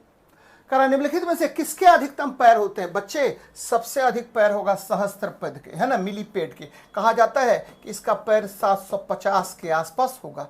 मकड़ी, ठीक है, गोजर, ये सब उतना नहीं होगा बच्चे। किसका होगा? तो सबसे अधिक सहस्त्रपद का होता है। सहस्त्रपद लिखा हुआ है तो क्या दिक्कत है ना। 750 मिनिमम, मैक्सिमम क्या होगा? 750 के आसपास होता है बच्चे। तो बराबर आपसे क्वेश्चन पूछेगा कि किसके पैर सबसे ज्यादा होंगे। आगे देखते हैं। 4 रक्त समूह ए बी और ओ है ना, जो जीन इन रक्तों में, देखिए ए का रक्त जीन क्या हुआ? ये आई ए हो गया। बी का क्या हुआ? आई बी हो गया। ए बी का क्या हुआ?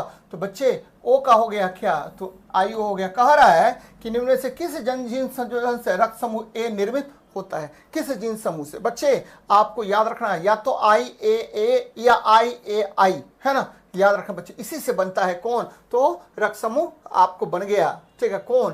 तो बच्चे ए रक्त समूह बनता है। ध्यान में रखना बच्चे, रक्त समूह के बारे में सबसे पहले किसने बताया था? तो रक्त समूह के बारे में सबसे पहले बताया था कार्ल लैंडस्टीनर ने। कार्ल लैंडस्टीनर ने सबसे पहले बताया था। ध्यान में रखिएगा बच्चे। और इन्होंने क्या कहा कि इन्होंने कहा कि देखिए 4 रक्त होते हैं, ए बी और ओ होता है ना, 4 रक्त वर्ग होते हैं। इसमें ए बी को क्या बोलते हैं? तो यूनिवर्सल एक्सेप्टर कहते हैं, यानी सबसे ये ले सकता है, यूनिवर्सल एक्सेप्टर ये कहलाता है। और इसको क्या कहते हैं बच्चे? यूनिवर्सल डोनर कहते हैं, है ना, यूनिवर्सल डोनर कहा जाता है। किसको? तो ओ वर्ग वाले को। तो ये ध्यान में रखिएगा, बड़ा मजेदार है। आगे देखते हैं। एप्सम लवण किसका हाइड्रेट है? तो बच्चे आपको पता है कि मैग्नीशियम सल्फेट एप्सम लवण होता है ना।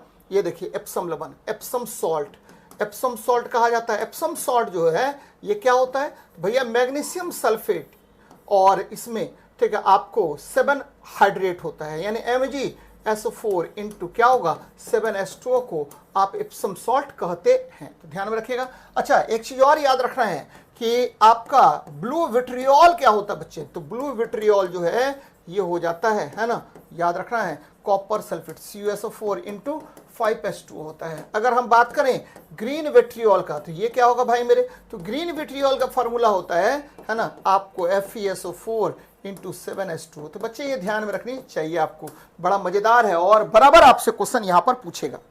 Epsom salt. आगे देखते हैं। एक सेकेंडरी लोलक को चंद्रमा पर ले जाया जाता है, जी का मान इतना हो गया, तो क्या नहीं बच्चे, सेकेंडरी लोलक का आवर्तकाल कितना होता है? बच्चे सेकेंडरी लोलक का आवर्तकाल होता है 2 सेकंड। याद रखना है, सेकेंडरी लोलक जो है, सेकेंडरी लोलक, सेकेंड्स पेंडुलम, सेकेंड्स पेंडुलम कहा जाता है, सेकेंड पेंडुलम कहते हैं बच्चे, सेकेंड्स पेंडुलम, है ना, सेकेंड्स पेंडुलम कहते हैं। इसका जो आवर्तकाल होता है वो कितना होता है? तो भाई साहब इसका आवर्तकाल होता है 2 सेकंड। कोई बात नहीं, टी बराबर होगा 2 पाई। नया आवर्तकाल मान लीजिए, चंद्रमा पर लेके गए, 2 पाई रूट अंडर क्या होता है? L/G। तो बच्चे एल तो चेंज होगा नहीं, केवल क्या चेंज होगा? तो जी चेंज होता है ना। तो याद रखना टी बराबर 2 पाई रूट अंडर क्या करते हैं? L/G, है ना। ये देखिए, ठीक है, T1 बराबर क्या हुआ? तो भाई मेरे, तो जी डैश कर लीजिए, एल तो चेंज होगा नहीं, है ना। तो 2 पाई और रूट अंडर क्या? तो एल, अब बटा जी डैश का वैल्यू क्या है? G/6 है। तो भाई मेरे 6 ऊपर चला गया, तो ये लिखेंगे क्या? तो बच्चे 6 को, तो रूट 6 को बाहर निकाल लीजिए, गुना क्या?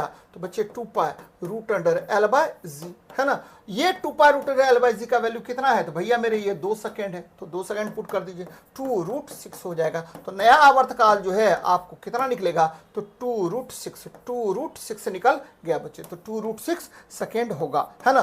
सेकेंडरी लोलक को अगर चंद्रमा पर ले जाएंगे तो उसका आवर्तकाल बढ़ जाएगा, और कितना हो जाएगा? तो 2 रूट 6 हो जाएगा। नेक्स्ट देखिए, कारण धातु का परमाणु जब आयन में परिवर्तित होता है तो क्या होता है? धातु का परमाणु जब आयन में परिवर्तित होता है तो क्या होगा? बच्चे धातु है, मान लीजिए मेटल है ना। मेटल आपको क्या करेगा? इलेक्ट्रॉन त्याग दिया, इलेक्ट्रॉन त्याग दिया, तो भाई मेरे जैसे इलेक्ट्रॉन त्यागेगा तो ये बना लेगा धनात्मक आयन, धनात्मक आयन बना लेगा। एकदम याद रखिएगा, धनात्मक आयन बना लेता है ना, बना लेता है।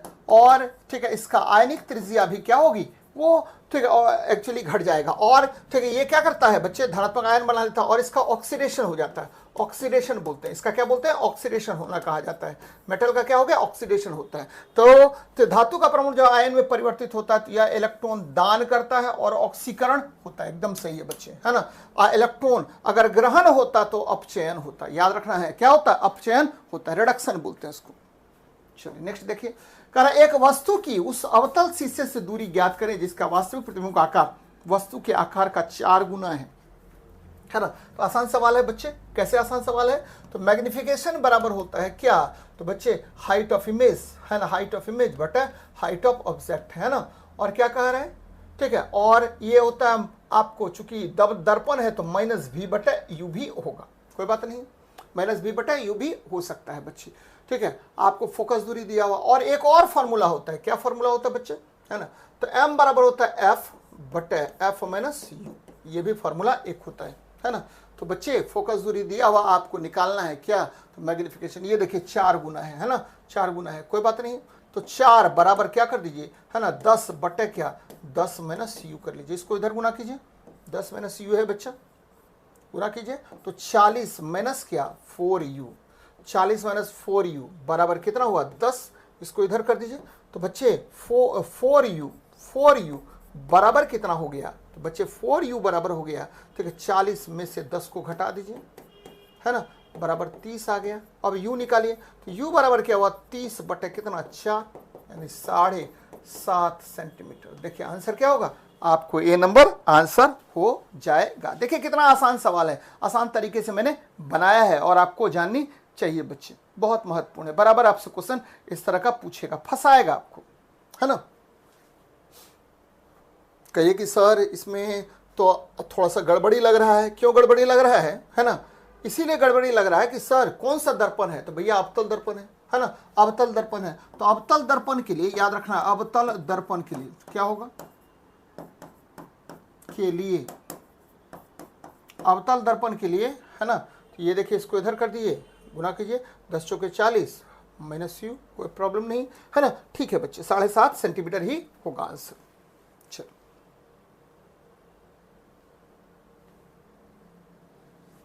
दूसरे तरीके से भी बना के देख सकते थे, इसको इससे गुना कर लेते बच्चे 4u माइनस भी, है ना, लेकिन ये तरीका ध्यान में रखिएगा, m बराबर हमने क्या यूज किया, तो f बटे f माइनस यू, ये फॉर्मूला ध्यान में रखिएगा बच्चे।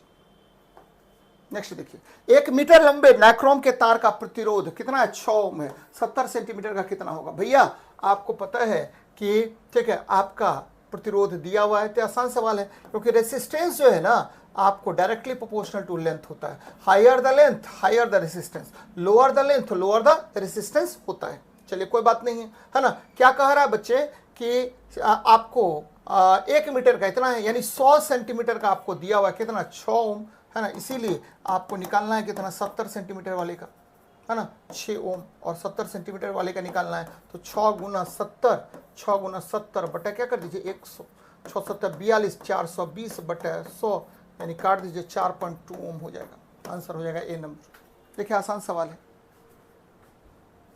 नेक्स्ट देखिए, कारण सूर्य की रोशनी के संपर्क में आते ही हमारी त्वचा सांवली हो जाती है। बच्चे आपको पता है कि सूर्य की रोशनी में पराबैंगनी किरण होता है ना, सूर्य की रोशनी में क्या होगा, तो भाई मेरे सूर्य की रोशनी में कौन सा किरण होता है, तो बच्चे रोशनी में, है ना, यूवी रेज होता है, यूवी रेज होते हैं, यूवी रेज होते हैं, जो क्या करते हैं बच्चे, होते हैं जो आपको, है ना, किसको, तो त्वचा से मेलेनिन की मात्रा को घटा देता है, त्वचा से मेलानिन की मात्रा को क्या करेगा, मेलेनिन की मात्रा घटा देता है। ध्यान में रखिए बच्चे, मात्रा घटा देता है, बहुत अच्छी बात है बच्चे, है ना, घटा देता है, तो आपको क्या होगा, त्वचा काला पड़ जाएगा। नेक्स्ट देखिए, कारण 2 समानांतर प्रतिरोध वाले सर्किट का कुल प्रतिरोध इतना है, किलो ओम है। यदि, ठीक है, एक प्रतिरोधक का मान 2 किलो ओम हो तो दूसरे का मान ज्ञात कीजिए। बच्चे आपको पता है कि कुल प्रतिरोधक दिया हुआ 1/R इक्विवेलेंट बराबर क्या होता है, 1/R1 प्लस क्या 1/R2 होता है ना, तो 1 मान लीजिए R2 निकालना है, तो 1/R2 बराबर क्या हुआ, तो 1/R इक्विवेलेंट और माइनस क्या 1/R1। चलिए करके देखते हैं, है ना, तो -1 इसको इधर कर दिए, कोई दिक्कत नहीं, 1/R इक्विवेलेंट है वो A1/1.403, कोई प्रॉब्लम नहीं, माइनस क्या 1/2 आ गया, है ना, 2 किलो ओम है। तो भाई मेरे इसको भागा होगा देख करके निकालिए, इसको भागा दीजिए, तो 0 पॉइंट आपको क्या आ जाएगा, 0 पॉइंट, ठीक है, ये आ गया, है ना, भागा देंगे ना, तो ये वैल्यू आ गया 1.403, इसको डायरेक्ट भागा दे देते हैं, है ना, भागा दे दीजिए इसको, तो ये आ जाएगा कितना, तो भैया ये आ जाएगा, ध्यान में रखिएगा 0.7125, 0.7125 ये आ गया, और ये कितना आएगा, तो बच्चे 0.5 आ गया, इसको घटा लीजिए, तो बच्चे आ जाएगा ठीक है 0.2125 है ना, 2125 आ गया। जब 0.2125 आ गया है ना, तो इसको करेंगे, जब हल करेंगे बच्चे तो R2 बराबर हो जाएगा क्या, R2 बराबर हो जाएगा ठीक है 1/0.2125 है ना, उल्टा कर दिए R2 बराबर है ना, पलट दिए तो भैया ये वैल्यू आ जाएगा कितना, तो भैया 3.403 किलो ओम है ना, 3.403 किलो ओम के आसपास, नहीं 4.70 किलो ओम के आसपास आ जाएगा, 4.70 किलो ओम के आसपास आ जाएगा, 4.70 किलो ओम के आसपास आ जाएगा। तो आंसर आपको ए नंबर होगा। तो आसान सवाल है, केवल नंबरिंग इधर उधर करने के लिए कर रहा है। देखिए तरीका एकदम सिंपल है, 1/R इक्विवेलेंट बराबर क्या होता है 1/R1 प्लस 1/R2, क्योंकि ये फंसाया है क्या देकर के, पॉइंट देकर के है ना।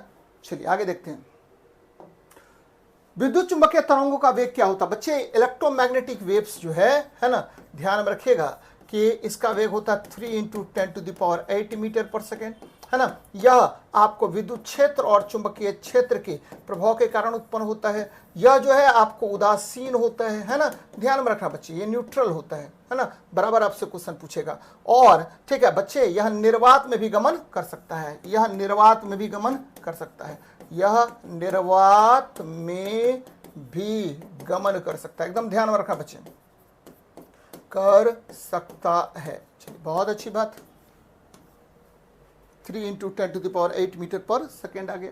आगे देखिए, कह रहा कोहरे में हम देख नहीं सकते, क्योंकि बच्चे कोहरा में आप इसीलिए नहीं देख सकते हैं कि कोहरा में प्रकाश की किरण का क्या होगा, प्रकीर्णन हो जाता है। ये देखिए प्रकीर्णन हो गया, यानी चारों तरफ ये फैल गया, जिसकी वजह से प्रकीर्णन के कारण आप देख नहीं सकते, चारों तरफ फैल जाएगा प्रकाश की किरण और आप देख नहीं सकते। कोहरे में हम इसलिए नहीं देख सकते हैं क्योंकि कोहरे में प्रकाश का क्या होगा, प्रकीर्णन हो जाता है, जिससे ठीक है आपको प्रकाश परावर्तित होकर वापस आपकी आंखों के रेटिना पर प्रतिबिंब बना नहीं सकता है, जिसके कारण आप नहीं देख पाते हैं। आगे देखिए, कारण सप्लाई लाइन में शक्ति को उच्च वोल्टता पर स्थानांतरित किया जाता है। तो भैया आपको पता है P बराबर क्या होता है, V²/R। बच्चे जितना अधिक वोल्टेज होगा उतना ही प्रतिरोध का मान क्या होगा, कम होगा, शक्ति क्षय कम होगा। बच्चे शक्ति क्षय क्या होगा, शक्ति क्षय कम होता है ना, शक्ति क्षय कम होता है। और स्थानांतरण क्या होगा, सरलता से होता है। स्थानांतरण बच्चे, ट्रांसमिशन जो है, स्थानांतरण आपको सरलता से होता है। ऊर्जा का क्षय यहाँ पर क्या होगा, नहीं के बराबर होता है बच्चे, ऊर्जा क्षय नहीं होगा, ठीक है, सरलता से होता है, स्थानांतरण सरलता से होता है बच्चे। तो याद रखना है इसको, इस बात को, शक्ति क्षय को कम करने के लिए, शक्ति क्षय को ठीक है न्यूनतम करने के लिए, कम करने हेतु शक्ति क्षय को न्यूनतम करने हेतु, बात तो बराबर है ना। तो याद रखिए बच्चे, ये थोड़ा सा गड़बड़ है, शक्ति क्षय को न्यूनतम करने हेतु करिए है ना, कम करने हेतु नहीं, शक्ति क्षय को न्यूनतम करने हेतु मिनिमाइज कर दिए, जिससे ऊर्जा का क्षय कम हुआ और आसानी से ट्रांसफर हो गया करंट। नेक्स्ट देखिए, तापमान बढ़ाने पर धातु की विद्युत चालकता घटती है, क्योंकि आपको पता है बच्चे कि प्रतिरोध जो है ना तापमान का समानुपाती होता है। किसका, तो भाई मेरे आपको धातु का, धातु में क्या होता है, प्रतिरोध तापमान का समानुपाती होता है। प्रतिरोध बढ़ेगा तो तापमान का मान, तापमान का मान बढ़ेगा तो प्रतिरोध का भी मान बढ़ेगा, क्योंकि ये रैखिक रूप से, याद रखा बच्चे, RT बराबर R0 × 1 + αT होता है, यानी धातु प्रतिरोध का सीधा समानुपाती होता है। जितना ज्यादा आपको तापमान होगा उतना ही अधिक क्या होगा, प्रतिरोध होगा। अब देखिए थोड़ी सी बातें और जानते हैं बच्चे, आपको पता है चालकता, चालकता क्या होगा, तो चालकता बराबर होता है 1/ प्रतिरोध है। चालकता बराबर क्या होगा, तो कंडक्टिविटी या कंडक्टेंस बराबर क्या होगा, 1/R होता है ना। तो प्रतिरोध आपको जितना ज्यादा होगा चालकता उतना ही क्या होगा, कम होगा। तो भाई साहब आपको तापमान बढ़ाने पर वैद्युत चालकता घटती है, क्यों, क्योंकि आपको पता है ठीक है, आपको क्या होगा, उच्च तापमान बढ़ाने से इलेक्ट्रॉन की ऊर्जा बढ़ती है, गर्म करने पर धातु बढ़ती है, ऊंचे तापमान पर धातु के परमाणु अधिक कंपन करने लगते हैं। देखिए हमने क्या बताया कि प्रतिरोध अगर बढ़ाएंगे तो तापमान का मान क्या होगा, बढ़ जाता है बच्चे। तापमान का मान बढ़ेगा तो विद्युत चालकता का मान क्या होता है, घटता है। और जैसे ही विद्युत चालकता का मान घटेगा, इसका मतलब क्या हुआ कि तापमान बढ़ने से इलेक्ट्रॉन की ऊर्जा क्या होगी, बढ़ जाती है, क्योंकि प्रतिरोध बढ़ जाता है। क्योंकि आपको पता है बच्चे कि प्रतिरोध अगर बढ़ेगा तो H बराबर क्या होता है, IA²RT है ना। तो जितना ज्यादा आपको क्या होगा, प्रतिरोध बढ़ेगा उतना ही ज्यादा हीट बढ़ेगा, हीट बढ़ेगा इसका मतलब काइनेटिक एनर्जी का मान बढ़ेगा, काइनेटिक एनर्जी बढ़ेगा तो इलेक्ट्रॉन की ऊर्जा बढ़ जाएगी। तो ये ध्यान में रखिएगा बच्चे, तो विद्युत चालकता क्या होगी, घट जाएगी। तो यही एक कंसेप्ट पता चल रहा है यहाँ से, है ना। बहुत मजेदार है सवाल। आगे देखते हैं। कारण सभी चुंबकीय पदार्थ अपने चुंबकीय गुण खो देता है। बच्चे आपको पता है कि गर्म किए जाने पर सभी चुंबकीय पदार्थ अपना चुंबकीय गुण क्या होगा, खो देगा। लोहे के टुकड़े को निकट लाए जाते हैं, तेल में डूबे नहीं बच्चे। सबसे इंपॉर्टेंट है कि अगर बार बार गर्म करेंगे, ठीक है, आपको क्या होगा, तो आपका जो चुंबकीय पदार्थ वो चुंबकत्व खो देता है। देखिए चुंबकत्व कैसे खोएगा, तो भाई मेरे, ठीक है, सभी चुंबकीय पदार्थ अपने चुंबकीय गुण खो देता है ना। पीटने पर बच्चे खूब पीट दीजिए, पीटने पर, है ना, और ले लिए उसको, चुंबकीय पदार्थ को खूब पीटने लगे, पीटने पर, गर्म करने पर और ठीक है, करने पर और ठीक है, बार बार, है ना, उच्च चुंबकीय क्षेत्र में बलपूर्वक ले जाने पर, है ना, बार बार उच्च चुंबकीय क्षेत्र में बार बार ले जाने पर, याद रखना बार बार, किसमें, तो उच्च चुंबकीय क्षेत्र में, उच्च चुंबकीय क्षेत्र में, चुंबकीय क्षेत्र में बलपूर्वक ले जाने पर, क्षेत्र में बलपूर्वक ले जाने में, है ना, बलपूर्वक ले जाने में बच्चे, ले जाने में क्या होगा, तो आपको ठीक है चुंबकत्व खत्म हो जाएगा। तो ये बातें याद रखिएगा, बड़ा मजेदार है। आगे देखते हैं बच्चे, फोटोन क्या है भाई मेरे। फोटोन जो है ना, ये क्या होता है, तो आपको पता है ना, कोई भी वस्तु ठीक क्या कर देगा, ऊर्जा पैकेट में उत्सर्जित करता है, या ऊर्जा पैकेट में क्या करता है, ग्रहण करता है, किसके अनुसार, प्लांक के अनुसार, और इसे ही आप फोटोन कहते हैं। यानी फोटोन जो है ना, यह प्रकाश ऊर्जा का एक क्वांटा है। याद रखना बच्चे, प्रकाश ऊर्जा का एक क्वांटा इसको कहा जाता है। यानी फोटोन क्या है बच्चे, तो फोटोन जो है, it is packet of energy, है ना, पैकेट ऑफ एनर्जी, ठीक, energy which is emitted in the form of radiation, which is emitted या absorb in the form of radiation बच्चे, absorb in form of radiation, जो आपको क्या बच्चे, विकिरण के रूप में या तो ठीक अवशोषित की जाती है या उत्सर्जित की जाती है। तो ये ध्यान में रखिएगा, प्रकाश ऊर्जा का एक क्वांटा है। और इसके बारे में सबसे पहले किसने बताया, तो भैया एक वैज्ञानिक थे, नाम था, है ना, क्या, तो आइंस्टीन, उन्होंने ही इसके बारे में सबसे पहले बताया था। यहां देखिए, हाइड्रोजन बम किसके सिद्धांत पर आधारित है, तो भैया हाइड्रोजन बम जो है वह आपको अनियंत्रित ठीक है संलयन अभिक्रिया पर आधारित है। बच्चे बराबर आपसे क्वेश्चन पूछेगा 3 बम के विषय में, एटम बम, है ना, उसके बाद क्या बच्चे, तो याद रखना है तो हाइड्रोजन बम, एटम बम, है ना, ये देखिए हाइड्रोजन बम, और एक और बच्चे कौन सा, तो न्यूट्रॉन बम, है ना। 3 बम मेनली होता है, न्यूट्रॉन बम। ये देखिए, ऐसे होने के लिए तो बहुत सारे बम होते हैं, लेकिन ये आपको केमिस्ट्री की बात कर रहे हैं। ये देखिए एटम बम जो है ना, किस पर आधारित है, तो बच्चे अनियंत्रित नाभिकीय विखंडन पर, है ना, अनियंत्रित नाभिकीय विखंडन। याद रखना बच्चे, बराबर क्वेश्चन पूछेगा, अनियंत्रित नाभिकीय विखंडन पर यह आधारित है। चलिए अच्छी बात है। हाइड्रोजन बम ये किस पर आधारित है, तो भैया अनियंत्रित नाभिकीय संलयन पर, अनियंत्रित नाभिकीय संलयन पर यह आधारित है, नाभिकीय संलयन पर यह आधारित है। चलिए अच्छी बात है। और ये किस पर आधारित है, तो यह सीधे, है ना, यह सीधे प्रोटोप्लाज्म को इफेक्ट करता है, सीधे प्रोटोप्लाज्म। याद रखना बच्चे, प्रोटोप्लाज्म को प्रभावित करता है, जीव द्रव को, प्रोटोप्लाज्म को प्रभावित करता है कौन, तो बच्चे न्यूट्रॉन बम प्रभावित करता है। बच्चे एटम बम का निर्माण किसने किया था, तो ओपेनहीमर ने आपको एटम बम का निर्माण किया था। हाइड्रोजन बम का निर्माण किसने किया था, तो एडवर्ड टेलर ने इसका निर्माण किया था। और न्यूट्रॉन बम का निर्माण किसने किया था, तो भाई मेरे एकदम याद रखिएगा, सैमुअल कोहेन ने इसका निर्माण किया था। किसका, तो भैया न्यूट्रॉन बम का। तो ध्यान में रखिएगा, अनियंत्रित नाभिकीय संलयन पर यह आधारित है। आगे बढ़ते हैं। कारण निम्नलिखित में से गलत कथन का चयन कीजिए। कपास गर्मियों में कपड़े के रूप में उपयोग के लिए उपयुक्त है क्योंकि यह नमी को अवशोषित करता है, सही है। सीडी बनाने के लिए पॉलीकार्बोनेट, ये भी सही है। एक्राइलिक को कृत्रिम रेशम भी कहा जाता है क्योंकि यह कपास तैयार करता है लेकिन रेशम की तरह नहीं। बच्चे सीडी बनाने के लिए सही बात है ना। गलत कथन का चयन कीजिए। हमको तो एको गलत कथन नहीं लग रहा है इसमें, है ना, एक भी गलत कथन यहाँ पर नहीं लग रहा है बच्चे। एक्राइलिक फाइबर ही एक तरह से थोड़ा सा मान सकते हैं कृत्रिम रेशम कहा जाता है। कृत्रिम एक्राइलिक फाइबर को कृत्रिम, क्योंकि यह कपास, ओ देखिए ये गड़बड़ हो गया। एक्राइलिक रेशम को कृत्रिम रेशम कहा जाता है, सही है, यहाँ तक तो सही है, क्योंकि यह कपास से नहीं बनता बच्चे, है ना। ये किससे बनता है, तो एक्राइलिक अम्ल से बनता है, एक्राइलिक एसिड से बनता है, एक्राइलिक एसिड से या एक्राइलिक फाइबर से बनता है ना। तो ये गड़बड़ हो गया बच्चे, कपास तो प्राकृतिक है, तो ये गड़बड़ हो गया। आंसर क्या हो जाएगा? सी नंबर हो जाएगा। यहां तक सही है बच्चे, एक्राइलिक को कृत्रिम रेशम भी कहा जाता है ना, यहां तक सही है ना। आर्टिफिशियल फाइबर का बना होता है और ये एक्राइलिक एसिड का है, इसको आर्टिफिशियल सिल्क कहा जाता है, ये सही है ना। लेकिन ये वाला लाइन आपको गड़बड़ हो गया है ना, रेशम की तरह चमकता है, ये गड़बड़ हो गया बच्चे। रेशम याद रखना है, ये सिल्क है बच्चे, और सिल्क जब भी होता है तो ये आपको क्या है, तो ध्यान में रखिएगा, कृत्रिम सिल्क जो है जनरली नायलॉन को भी कहते हैं बच्चे, नायलॉन आर्टिफिशियल सिल्क है ना। बार बार क्वेश्चन पूछेगा, आर्टिफिशियल सिल्क जो है ना, प्रथम बार रेयन, याद रखा बच्चे, प्रथम बार रेयन को कहा गया है ना, रेयन को कहते हैं। तो ऐसे भी थोड़ा बहुत गड़बड़ कर दीजिए इसको, है ना। लेकिन एक्राइलिक को भी कृत्रिम रेशम कह सकते हैं, है ना। लेकिन ये वाला सिस्टम गड़बड़ हो गया, ठीक है। ये देखिए कपास, चलिए अच्छी बात है। मिश्रण को विभिन्न द्रवीभूत घटकों को उपयुक्त पदार्थ पर अधिशोषण। देखिए विसरण में क्या होता है, याद रखिएगा बच्चे, उच्च सांद्रण से निम्न सांद्रण की ओर, ठीक है, आपको क्या होगा, गमन होगा। उसके द्वारा पदार्थ को हम क्या करते हैं, अलग अलग करते हैं।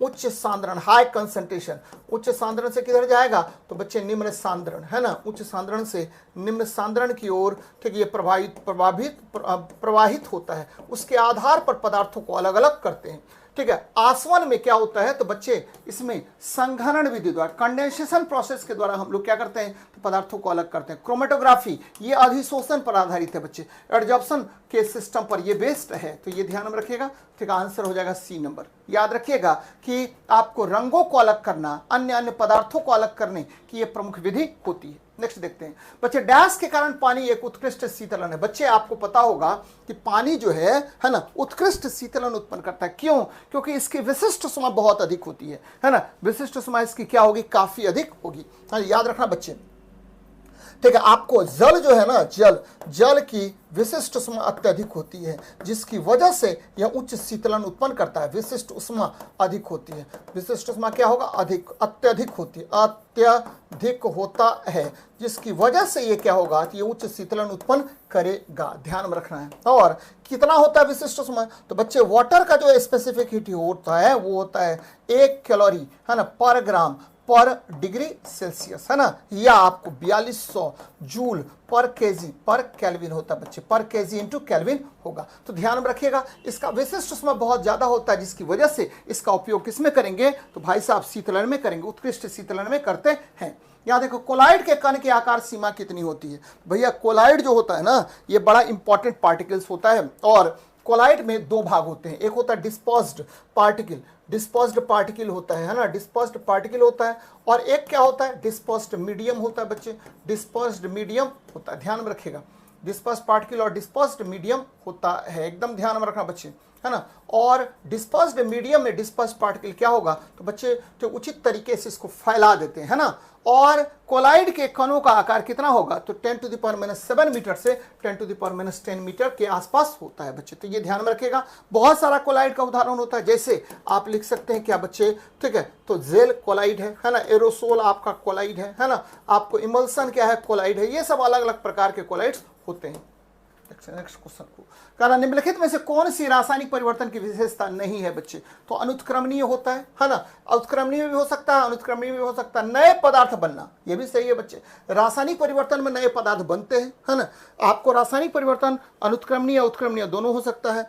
ऊर्जा में कोई निवल परिवर्तन नहीं होना बच्चे, तो याद रखना है कि रासायनिक परिवर्तन में ऊर्जा में परिवर्तन होता है, ये गलत हो गया बच्चे, है ना। तो आंसर हो जाएगा कौन सा, सी नंबर। नेक्स्ट देखिए, ऐसे पदार्थ जो बिना रासायनिक परिवर्तन के अन्य पदार्थों में नमी आसानी से अवशोषित कर लेता है, उस पदार्थ को क्या कहते हैं। यहां देखिए बड़ा अच्छा सवाल है बच्चे, यानी ठीक है, वह पदार्थ जो क्या करेगा, तो अन्य पदार्थों से नमी को अवशोषित कर लेता है, ऐसे पदार्थ को क्या कहा जाता है बच्चे, तो याद रखिएगा जल शुष्कक पदार्थ, यानी हाइग्रोस्कोपिक मटेरियल कहते हैं बच्चे, हाइग्रोस्कोपिक मटेरियल कहा जाता है। जैसे है हाइग्रोस्कोपिक कहते हैं, जैसे आप ले सकते हैं, देखिए बहुत सारा पदार्थ है, जैसे कैल्शियम ऑक्साइड है, तो ये क्या करेगा, जल का अवशोषण करके ये बना लेगा कैल्शियम हाइड्रोक्साइड। जैसे आपको पता है बच्चे, है ना, क्या कि ठीक है, सल्फ्यूरिक अम्ल जो है ये हाईली हाइग्रोस्कोपिक होता है, H2SO4, ये तुरंत जल को अवशोषित कर लेता है ना। आपको ये काफी ज्यादा डेलिक्वेसेंस होता है, तो ये आंसर हो जाएगा ए नंबर।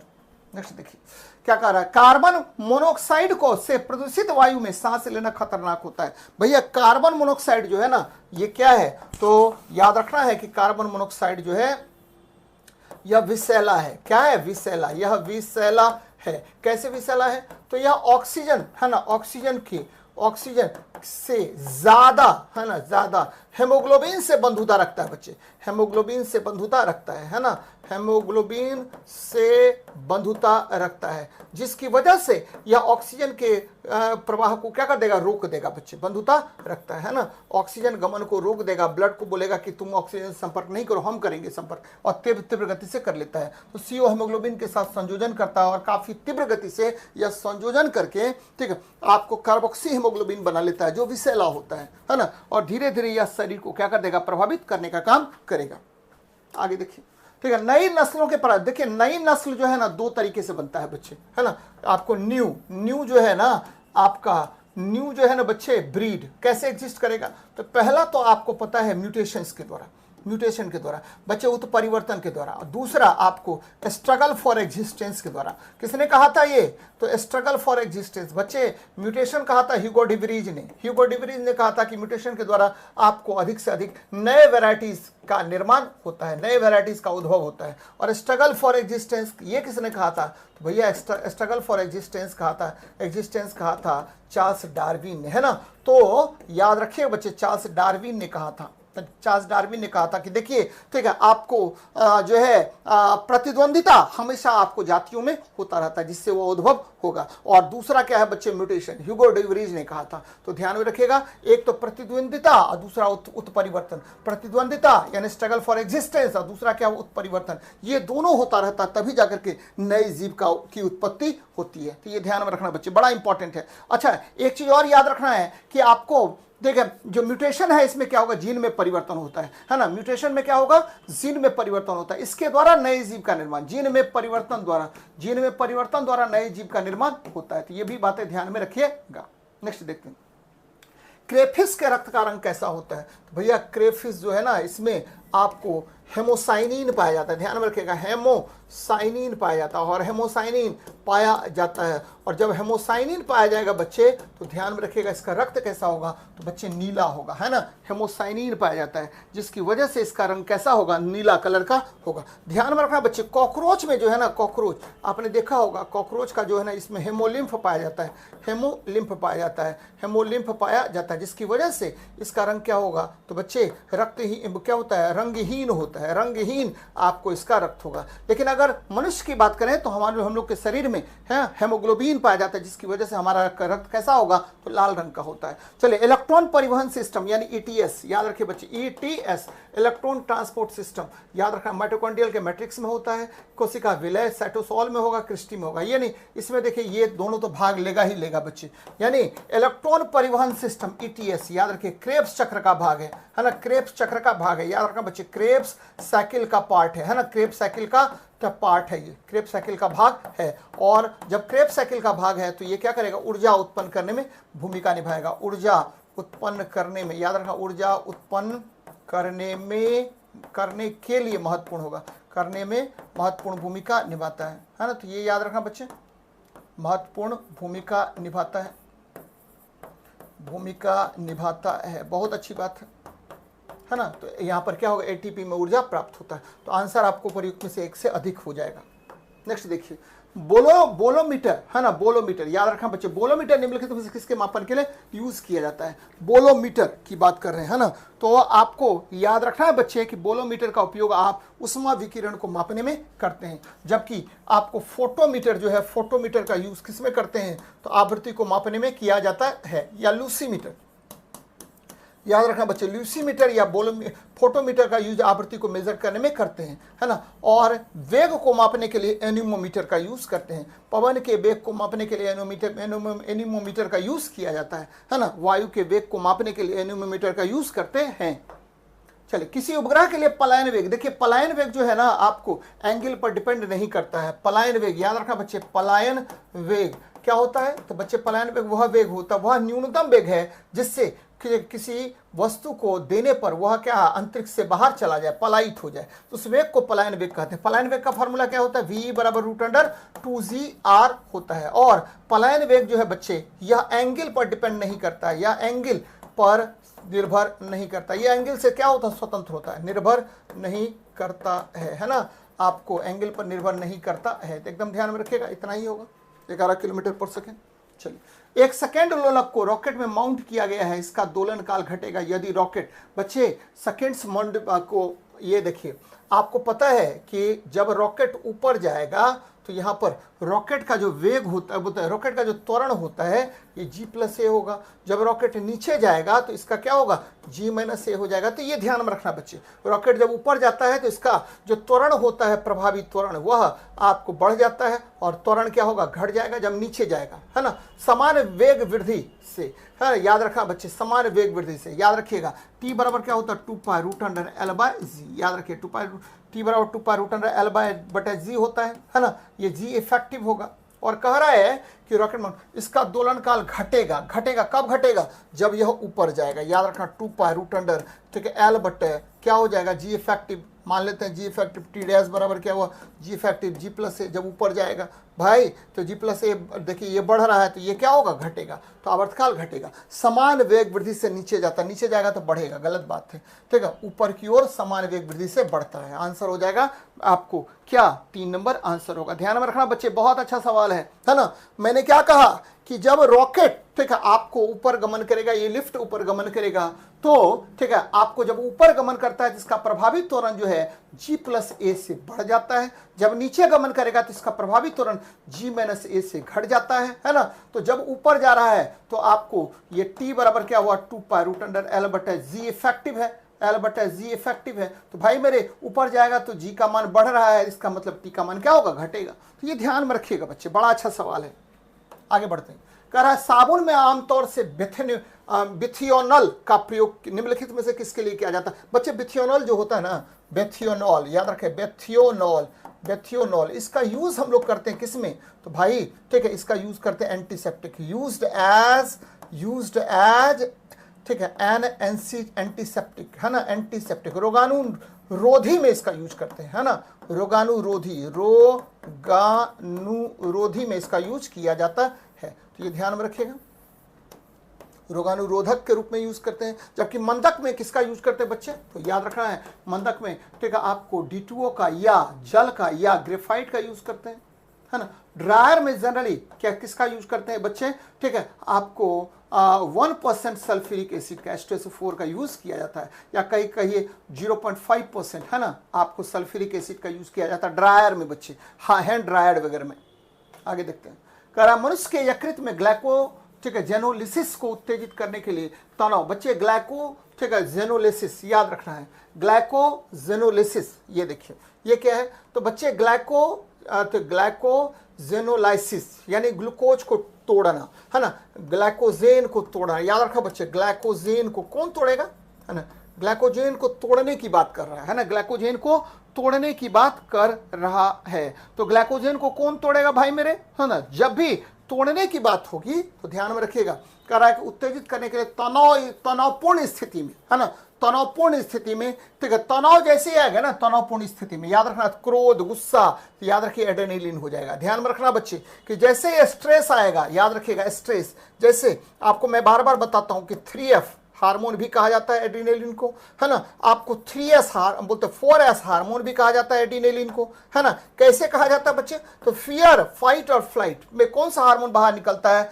तो एड्रेनलिन हार्मोन बाहर निकलता है। और 4S यानी शुगर को कौन कंट्रोल करेगा, तो बच्चे शुगर, उसके बाद स्ट्रेस को कौन कंट्रोल करेगा, उसके बाद साल्ट को कौन कंट्रोल करेगा, तो उसके बाद याद रखना है सेक्स को कौन कंट्रोल करेगा, तो ये 4 जो एस हार्मोन ये भी आपको एड्रेनलिन ही होता है। तो ये ध्यान में रखना, 4S और 3F को कंट्रोल करने का काम कौन करता है, तो एड्रेनलिन करता है, जो बड़ा पावरफुल हार्मोन होता है। आगे देखिए, रोगाणुरोधक तथा निसंक्रमक सूक्ष्म जीवाणुओं को या तो मार देते हैं या उसकी वृद्धि रोक देते हैं। निम्नलिखित कथनों में कौन सा सत्य नहीं है, है ना, क्लोरीन तथा आयोडीन को सशक्त निशानाओं के रूप में प्रयोग किया जाता है। सही है बच्चे, क्योंकि क्लोरीन से आपको पता है कैल्शियम ऑक्सीक्लोराइड यानी ब्लीचिंग पाउडर का निर्माण होता है, ब्लीचिंग पाउडर बनता है बच्चे, ब्लीचिंग पाउडर बनेगा। इसी से आपको डीडीटी का भी निर्माण होता है। आयोडीन से टिंचर आयोडीन का निर्माण होता है ना, तो ध्यान में रखिएगा। बोरिक एसिड का तनु घोल तथा हाइड्रोजन पेरोक्साइड स्ट्रॉन्ग रोगाणुरोधक होते हैं बच्चे, ये रोगाणुरोधक होते हैं, ध्यान में रखिएगा, रोगाणुरोधक होते हैं। तो याद रखना बच्चे कि ठीक है, आपको बोरिक एसिड का तनु घोल नहीं, ठीक है, कंसंट्रेटेड एसिड बच्चे से सांद्र घोल है ना, तब ये रोगाणुरोधक होगा। ये गड़बड़ हो गया, तनु घोल नहीं होना चाहिए। आगे देखते हैं बच्चे, ड्राई क्लीनिंग में उचित डिटर्जेंट के साथ प्रयोग होने वाले लिक्विफाइड गैस का यूज करते हैं। ये क्या होता है बच्चे, आपको पता है कि लिक्विफाइड गैस जो होता है वो क्या है, लिक्विफाइड गैस है ना। जनरली लिक्विफाइड गैस में किसका यूज करेंगे, तो भैया बेंजीन का यूज करते हैं। किसका यूज करते हैं, ठीक है, ड्राई क्लीनिंग में जनरली बेंजीन का यूज करते हैं। ध्यान में रखना बच्चे, किसका यूज करेंगे, तो बेंजीन का यूज करेंगे। लेकिन कहा जा रहा है कि लिक्विफाइड गैस में किसका यूज करते हैं भाई मेरे, ड्राई क्लीनिंग में है ना, बेंजीन का यूज हम लोग करते हैं ड्राई क्लीनिंग में। जनरली उचित डिटर्जेंट के साथ प्रयोग होने वाली लिक्विफाइड गैस कौन सी होती है, तो जनरली वाटर गैस का यूज हम लोग करते हैं। वाटर गैस क्या होता है, तो CO+H2 को आप क्या कहते हैं, वाटर गैस कहा जाता है बच्चे, तो ध्यान में रखिएगा, ये CO+H2 को वाटर गैस कहते हैं, वाटर गैस का यूज करेंगे। लेकिन ड्राई क्लीनिंग में कौन सा ठीक है पदार्थ का यूज करेंगे, तो आजकल बेंजीन का यूज करते हैं बच्चे, सबसे ज्यादा बेंजीन का यूज किया जाता है ना, बेंजीन का यूज करते हैं, ध्यान में रखना है। कारण निम्नलिखित में से कौन सा सम्मोहक ड्रग है बच्चे, तो लिमेनिल को सम्मोहन ड्रग कहते हैं। देखिए सम्मोहन ड्रग का मतलब हुआ ट्रैंक्विलाइजर बच्चे, और इसमें जनरली सबसे ज्यादा यूज करते हैं इक्वेनिल का है ना, उसके बाद किसका यूज करते हैं, वैनिल का यूज करते हैं बच्चे है ना। ध्यान में रखना, ये क्या करता है, तो आपको सम्मोहन मिले जाता है और ठीक है आपको सब कुछ क्या लगेगा, बड़ा अच्छा लगेगा बच्चे, सम्मोहक ड्रग है ना। तो ध्यान में रखिए, लुमिनल का उपयोग आप किसमें करते हैं, सम्मोहक ड्रग के रूप में किया जाता है। चलिए, पाइन, फर, स्प्रूस, सेडार, लार्च और साइप्रस आदि मशहूर लकड़ी उत्पादक पौधों में से बहुत से भारत में पहाड़ी क्षेत्रों में पाए जाते हैं। ये सभी क्या कहलाते हैं, तो बच्चे जितना भी फर, स्प्रूस ये सब पौधा है, ये सारे आपको है ना, ये सारे आपको क्या होते हैं है ना, ये अनावृत बीजी के श्रेणी में आते हैं, जिम्नोस्पर्म में आते हैं बच्चे, जिम्नोस्पर्म में। यानी जितने भी पौधे हैं, पाइन, फर, स्प्रूस, सेडार, लार्च, साइप्रस, ये क्या होता है भैया, इसमें ठीक है आपको इसमें नेकेड सीड्स होता है, नेकेड सीड्स होता है, ध्यान में रखिएगा, नेकेड सीड्स होते हैं बच्चे, सीड्स होते हैं, बहुत महत्वपूर्ण है। कैसा सीड्स होगा, तो नेकेड सीड्स होते हैं, तो ये ध्यान में रखिएगा, ठीक है। अनावृत बीजी, अनावृत बीजी कहलाता है, तो बहुत महत्वपूर्ण है, बराबर क्वेश्चन पूछेगा। आगे देखते हैं, कह रहा है कि निम्नलिखित जोड़ों में से कौन सा जोड़ा सही सुमेलित है, मलेरिया क्लोरोक्विन, सही बात है बच्चे है ना, बच्चे ठीक है, ये सही है, मतलब सुमेलित है, सही सुमेलित है ना, मलेरिया क्लोरोक्विन सही है ना। ट्यूबरकुलोसिस ATS बच्चे, ATS ठीक है एंटी टेटनस सीरम होता है, ट्यूबरकुलोसिस में टेटनस में दिया जाता है, टेटनस में दिया जाता है। स्कर्वी बच्चे विटामिन C होता है, ध्यान में रखिएगा, विटामिन C जो है ना स्कर्वी होता है, जबकि थायमिन जो है ना विटामिन B1 है ना, विटामिन B1 को आप थायमिन कहते हैं। तो गड़बड़ हो गया, आंसर हो जाएगा कौन सा, ए ही सुमेलित है। आगे देखिए, यदि धरती को घूमने की गति बढ़ा दी जाए तो भूमध्य रेखा पर पिंड का वजन क्या होगा बच्चे, घूर्णन की वजह से गुरुत्व त्वरण G डैश बराबर होता है G minus omega square R cos square lambda, ध्यान में रखिएगा है ना। ये देखिए ठीक है, आपको अगर घूर्णन को बढ़ा देंगे, घूर्णन को जैसे ही बढ़ाएंगे, घूर्णन को बढ़ाए तो जैसे ही घूर्णन बढ़ेगा भाई मेरे, घूर्णन बढ़ेगा तो जी का मान क्या होगा, घटेगा है ना। तो कह रहा है कि घूर्णन को बढ़ा देंगे तो जी का मान घटेगा, तो जी का मान घटेगा, तो जी का मान घटेगा तो भार का मान भी क्या होगा, घटेगा, क्योंकि भार क्या होता है, mg होता है ना, mg, जी घटा तो भार भी क्या होगा, घट जाएगा, तो भार घट जाएगा। आगे बढ़ते कह रहा है कि किस नियम के अनुसार समान ताप और दाब पर सभी गैसों के समान आयतन में अणुओं की संख्या समान होगी बच्चे, इसको एवोगाद्रो का नियम कहते हैं, V प्रोपोर्शनल टू N होता है, एवोगाद्रो का नियम कहलाता है। ग्राहम का नियम, rate of diffusion is inversely proportional to 1 by क्या होगा, रूट अंडर डी, जहां डी क्या है, घनत्व है, किसी गैस का घनत्व है, यानी गैसों के विसरण की दर उसके घनत्व का के वर्गमूल का व्युत्क्रमानुपाती होता है। और कोरोलिस बल, याद रखिए बच्चे कि यह आपको पृथ्वी के घूर्णन का पवन पर प्रभाव को दर्शाता है, पृथ्वी के घूर्णन का पवन पर प्रभाव, पृथ्वी के घूर्णन का किस पर प्रभाव बच्चे, तो घूर्णन का पवन पर प्रभाव है ना, का पवन, पवन मतलब विंड, पवन पर प्रभाव को दर्शाता कौन है बच्चे? कोरोलिस फोर्स दर्शाता है। तो कह रहा समान ताप दाब पर सभी गैसों के समान आयतन में अणुओं की संख्या समान होगी, ये किसका सिद्धांत है? तो अवोगाद्रो का। नेक्स्ट देखिए बच्चे, चुंबकत्व का अनुचुंबकीय सिद्धांत निम्नलिखित में से बल्कि प्लेटिनम है ना। चुंबकत्व का अनुचुंबकीय, अनुचुंबकीय मतलब क्या हुआ बच्चे? अनुचुंबकीय मतलब क्या हुआ?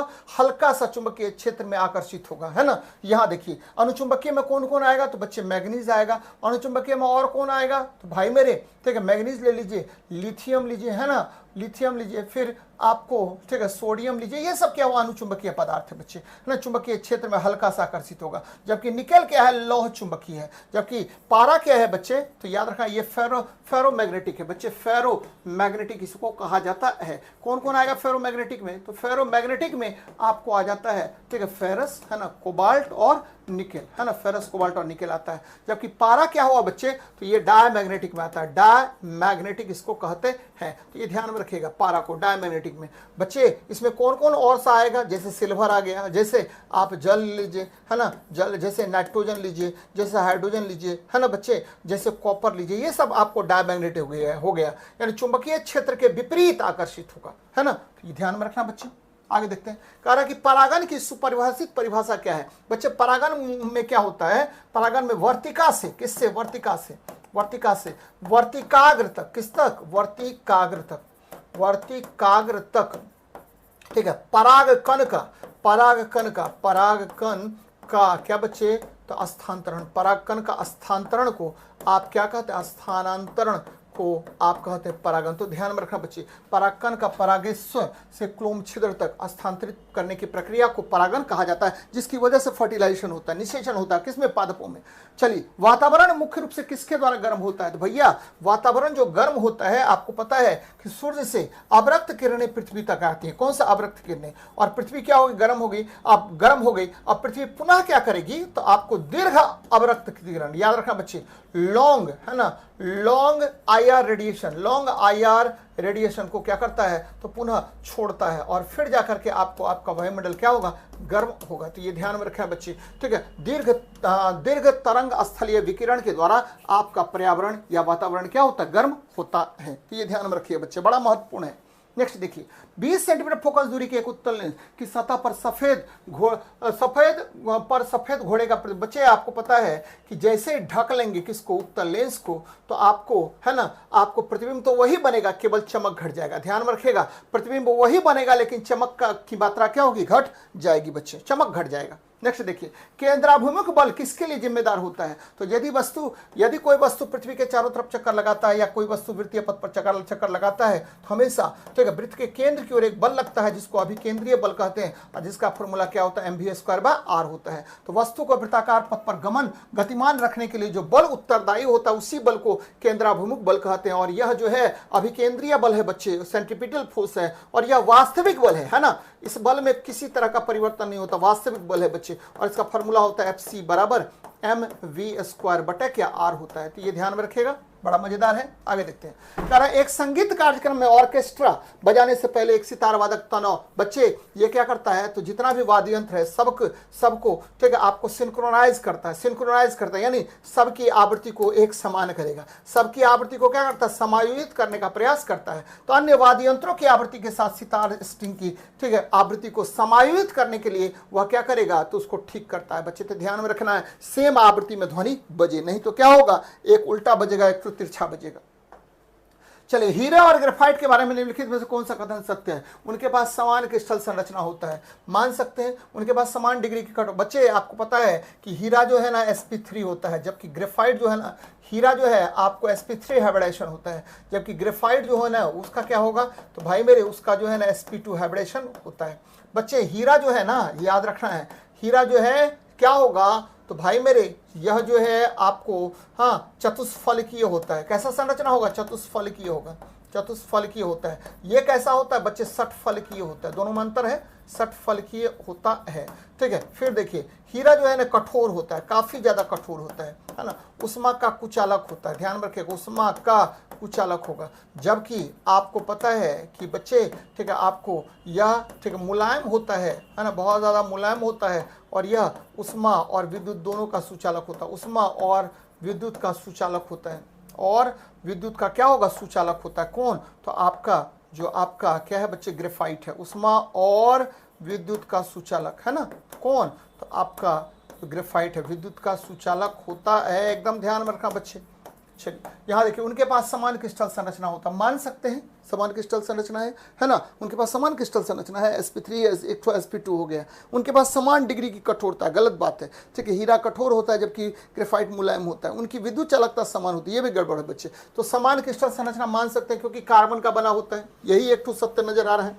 आगे देखते हैं, निम्नलिखित में से कौन सा मेल सही नहीं है, आधार के साथ शाखाओं का आधार के पास शाखाओं के साथ मोटा कठोर तना पेड़ कहलाता है, सही बात है बच्चे, पेड़ का कहलाता है ना, आधार के पास मोटा होगा और कठोर होगा उसे ही आप क्या कहते हैं, तो भाई साहब उसे ही आप पेड़ कहते हैं, है ना, याद रखना बच्चे, बराबर आपसे क्वेश्चन पूछेगा, है ना। आधार के पास शाखाओं के साथ मोटा कठोर तना, आधार के पास शाखाओं के साथ मोटा तना पेड़, ये गड़बड़ हो गया बच्चे, पेड़ नहीं होगा, है ना। कमजोर तना जो सीधा खड़ा नहीं होता, लता कहलाता है, ये सही है।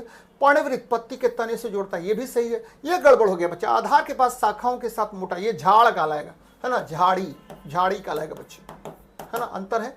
सर्ब कहते हैं, इंग्लिश में क्या कहते हैं, सर्ब कहते हैं, गड़बड़ हो गया।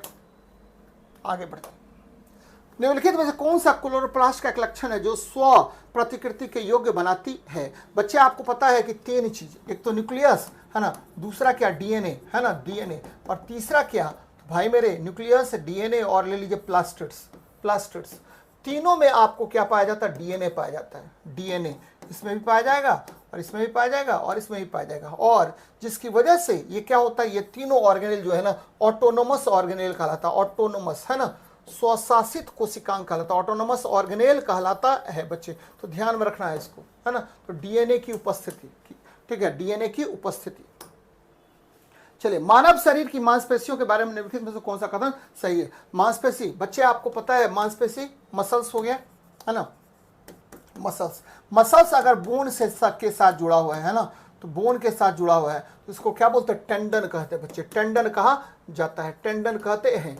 तो मांसपेशी जोड़े में काम करता है, एकदम सही है बच्चे, मांसपेशी जोड़े में काम करता है, तो जोड़े में काम करता है, मतलब ज्वाइंट्स में वर्क करता है। मसल्स क्या होता है, ज्वाइंट्स में वर्क करता है बच्चे, ज्वाइंट्स पर वर्क करता है, ध्यान में रखना है, मसल्स ज्वाइंट्स पर वर्क करता है, सही बात है, जोड़ने में काम आता है ना, जोड़ता है। और ये भी ध्यान में रखना है कि मसल्स जो है ना, इसमें आपको 2 तरह का प्रोटीन पाया जाता है, मायोसिन, है ना, एक्टिन प्रोटीन पाया जाता है जो सिकुड़ने और फैलने में मदद करता है, तो ये भी सही है आपको, है ना। मांसपेशी केवल हड्डी को धक्का दे सकता है, गलत बात है बच्चे, है ना, ये हड्डी को धक्का केवल नहीं बच्चे जोड़ के भी रखने का काम करता है, तो ये ध्यान रखिए। आंसर हो गया कौन सा, सी, गलत बोल रहा है ना, कौन सा कथन गलत है, तो ये गलत हो गया, है ना। हड्डी को जोड़ कर रखता है, ठीक है, आपको शरीर को ढांचागत संरचना प्रदान करता है हड्डी, अब बोलते हैं मांसपेशी क्या करता है बच्चे, सिकुड़ने और फैलने में मदद करता है, यानी बहुत सारा काम करता है मांसपेशी, है ना, ध्यान में रखना बच्चे, बहुत महत्वपूर्ण सवाल है। चलिए, तो आज का सेशन यही खत्म करते हैं, मिलते हैं नेक्स्ट क्लास में। जय हिंद, जय भारत।